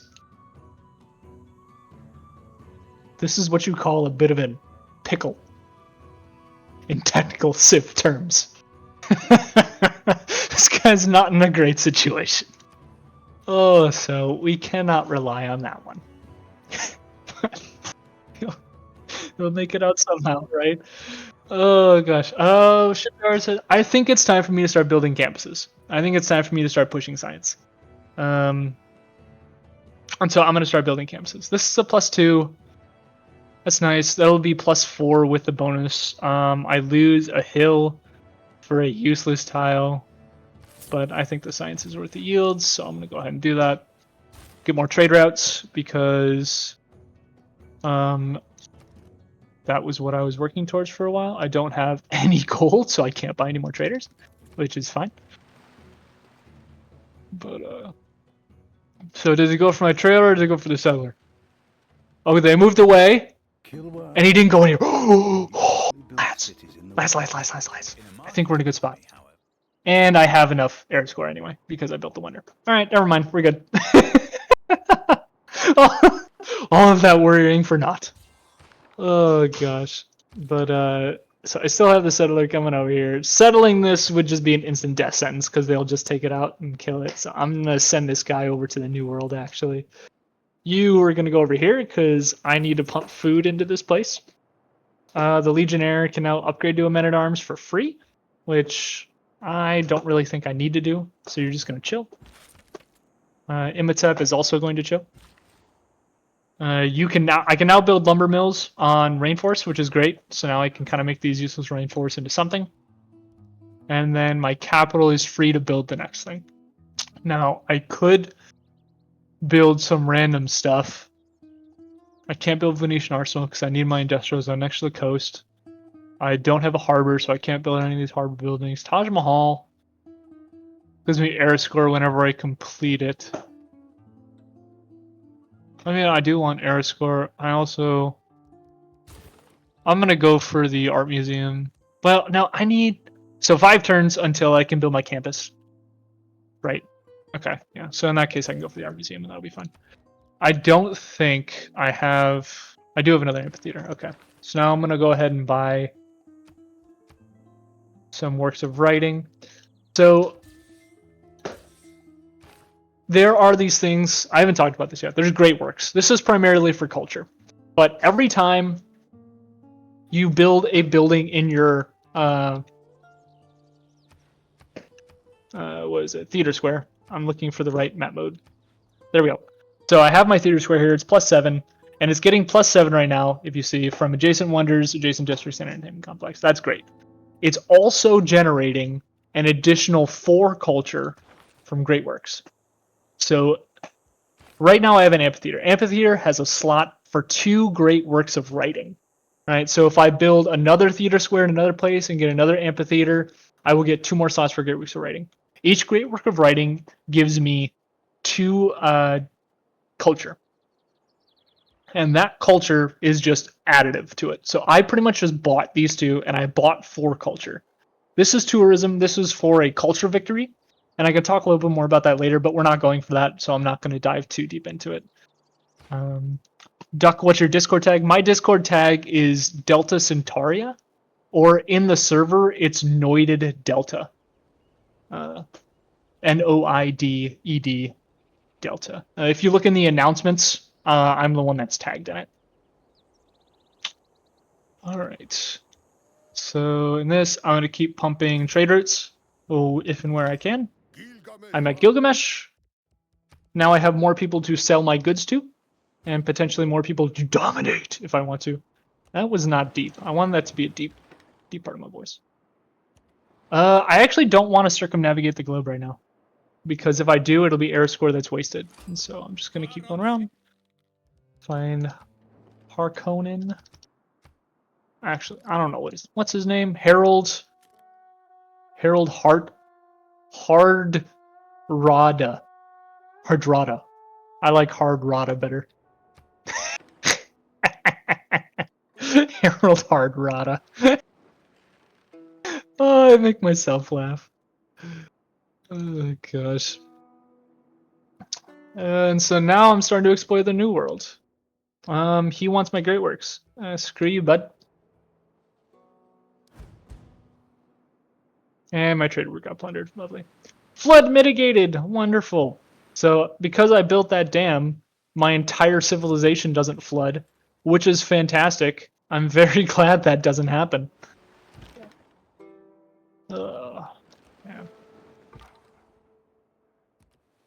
You go over here. Gilgamesh, do you want to be my friend? Gilgamesh does not want to be my friend. Oh, he does want to be my friend. Yeah. Open borders. Beautiful. He gave me money for open borders. Will the cement For that. Trade route capacities increase. I now have a whole lot of trade routes because everything's getting freaking plundered. Oh, which ones do I have? I still have Pernam, Anzo, I want Rome to have a trade route. You can probably trade with... I don't have enough gold. I'm probably just going to have to spend some time with trade routes. 14 gold per turn. That's pretty good.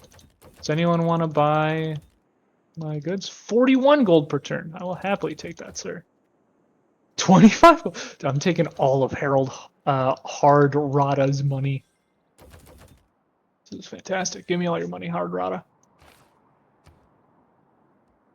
I built my commercial hub, I built the market, and now I'm going to start pumping science. And so that's kind of my goal right now, is I want to start pumping science.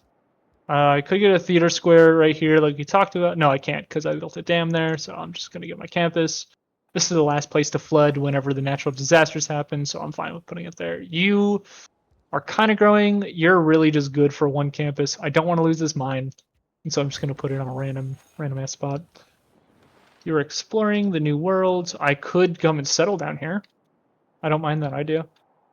And so I'm actually going to promote you and send you over to the new world, as well as my horsemen. I can't upgrade them yet, but that's fine. You are also going to come over to the new world. I'll pass the turn. I believe there's a few more turns in the area. Maybe I go to war with Gilgamesh, just for the heck of it, just to have fun. He is mostly on the coast. I can build battleships. 100% economic, please. Now this is what you use your diplomatic favor for. That I sold all of mine to Hardon or Hard Rada, and so I can't use that to bolster it anymore. But whatever. Again, I really don't care about the World Council, so I'm just gonna put in whatever. Trade city states, wonderful. What that means is now I can trade with trade city states and get a whole lot of gold. So that's exactly what I'm gonna do. Show me the money. 24 gold per turn. Yeah, baby. I need to buy a caravel to protect that trade route that I just got. And also just to control the high seas. Run away.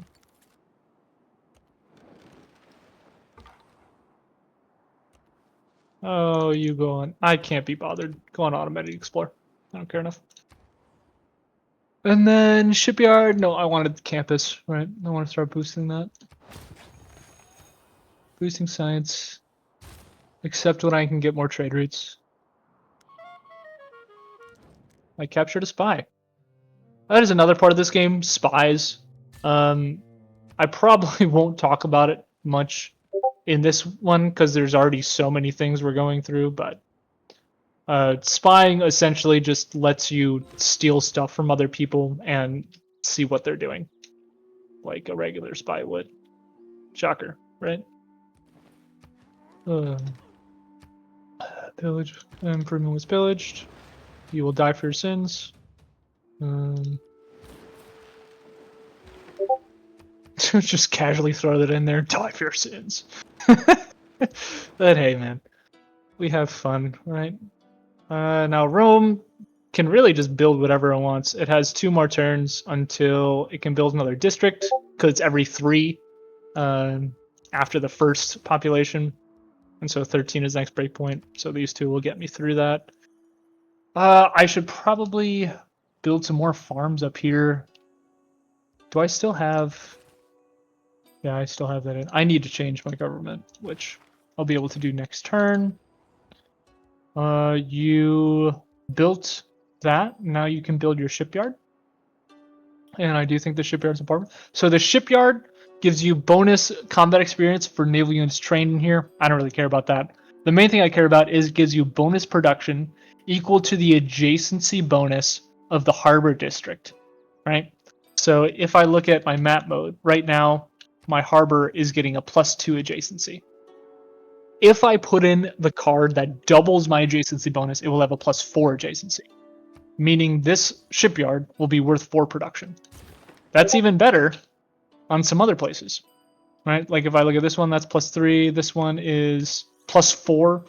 And so this one is especially good because if I put in the card that doubles, it goes up to 8. And then a shipyard will give me 8 production in the city. So that's why shipyards are good and that's why cards are good. You can promote. So I'm going to promote you so then you can fight you better. You heal 50 HP whenever you promote. And then we move forward. Onward and upward.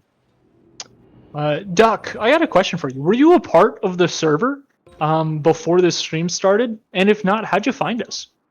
Because if you're asking for the link to the server, that's kind of interesting. Part of the gaming tavern, I mean. Because that's kind of what we're for. All right. Let's see what we got. He ran away, but he can't run away from his demise. He died for his sins. All right, so the settler's gonna go over here. I guess I could just send you to this island.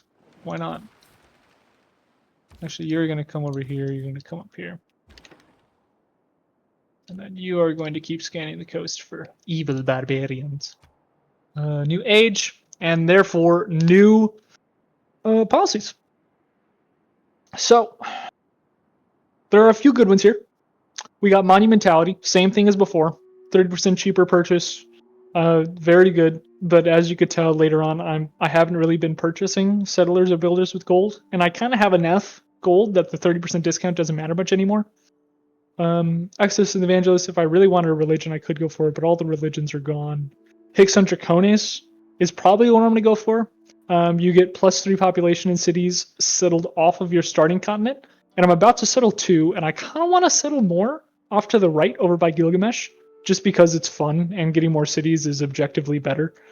And then the last one is Reform the Coinage. International trade routes provide +3 gold for each specialty district in the foreign city, and your traders can't be plundered, which is just all about trade, and I really do have a lot of trade routes, so this really isn't a bad idea.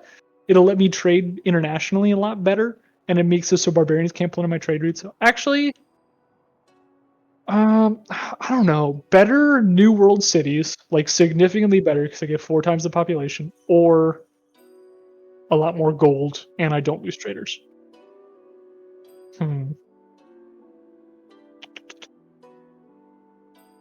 Interesting choices. I think I like Hixon Draconis better. But I can just buy things from the coins if I have in. But it's just gold. This is actually just population, which translates into acceleration in science. So, okay. Hixon Draconis it is, especially since I'm settling. You would want a shipyard, but I want a campus. I actually want a bat.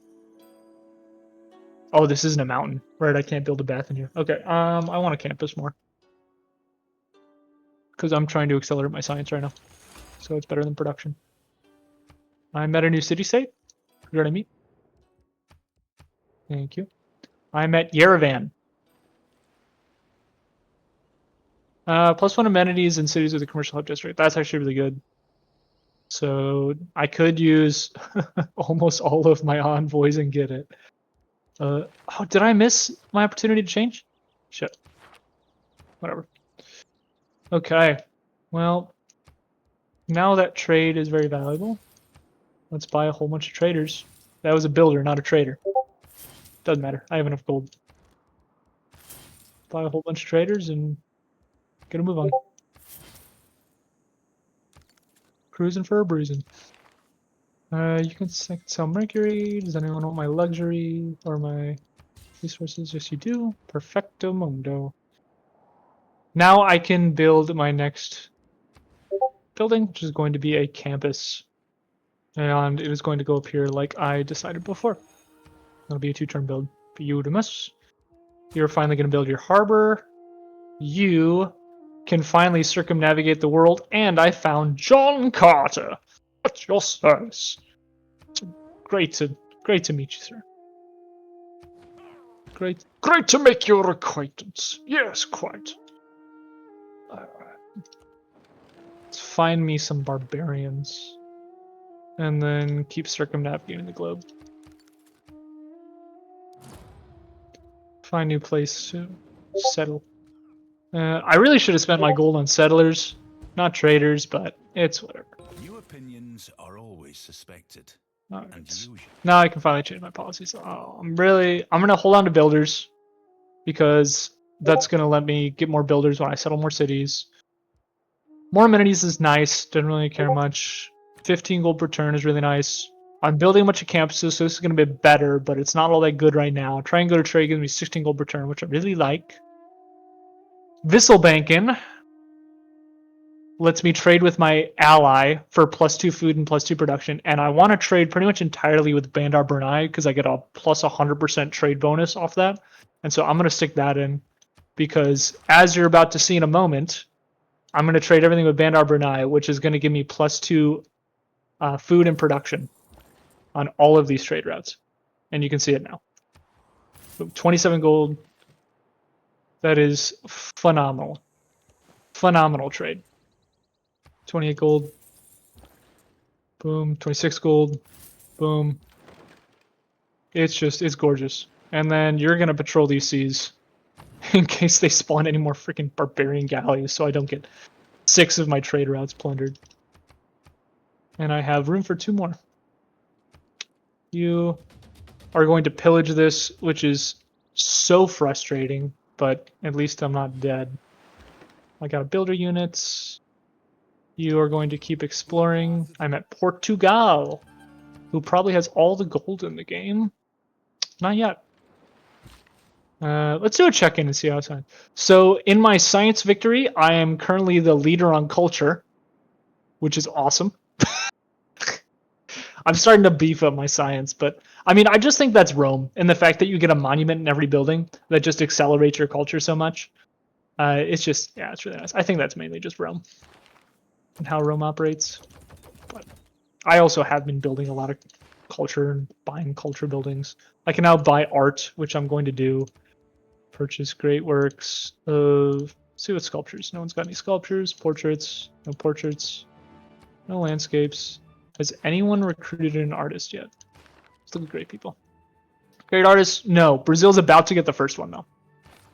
I'm doing really bad on great people this game, but that's not been the focus. The focus has just been building an economy and getting things going. Go for civil engineering. It's going to give me better builder cards and better wonder card. And then once I get that, I'm going to go for probably urbanization. So you into urbanization. I don't think I get anything from Scorched Earth, really. I get bonus settler, but I already have that card. And then I'll go for water parks. Urbanization gets me... right, I should be building Renaissance walls because I can get science from those. And it gets me neighborhoods. I really don't care about neighborhoods, though. Like, really, the better wonder card is really just what I care about. And then I want the water park. And then also the ability to excavate. And so that's what I'm going to do.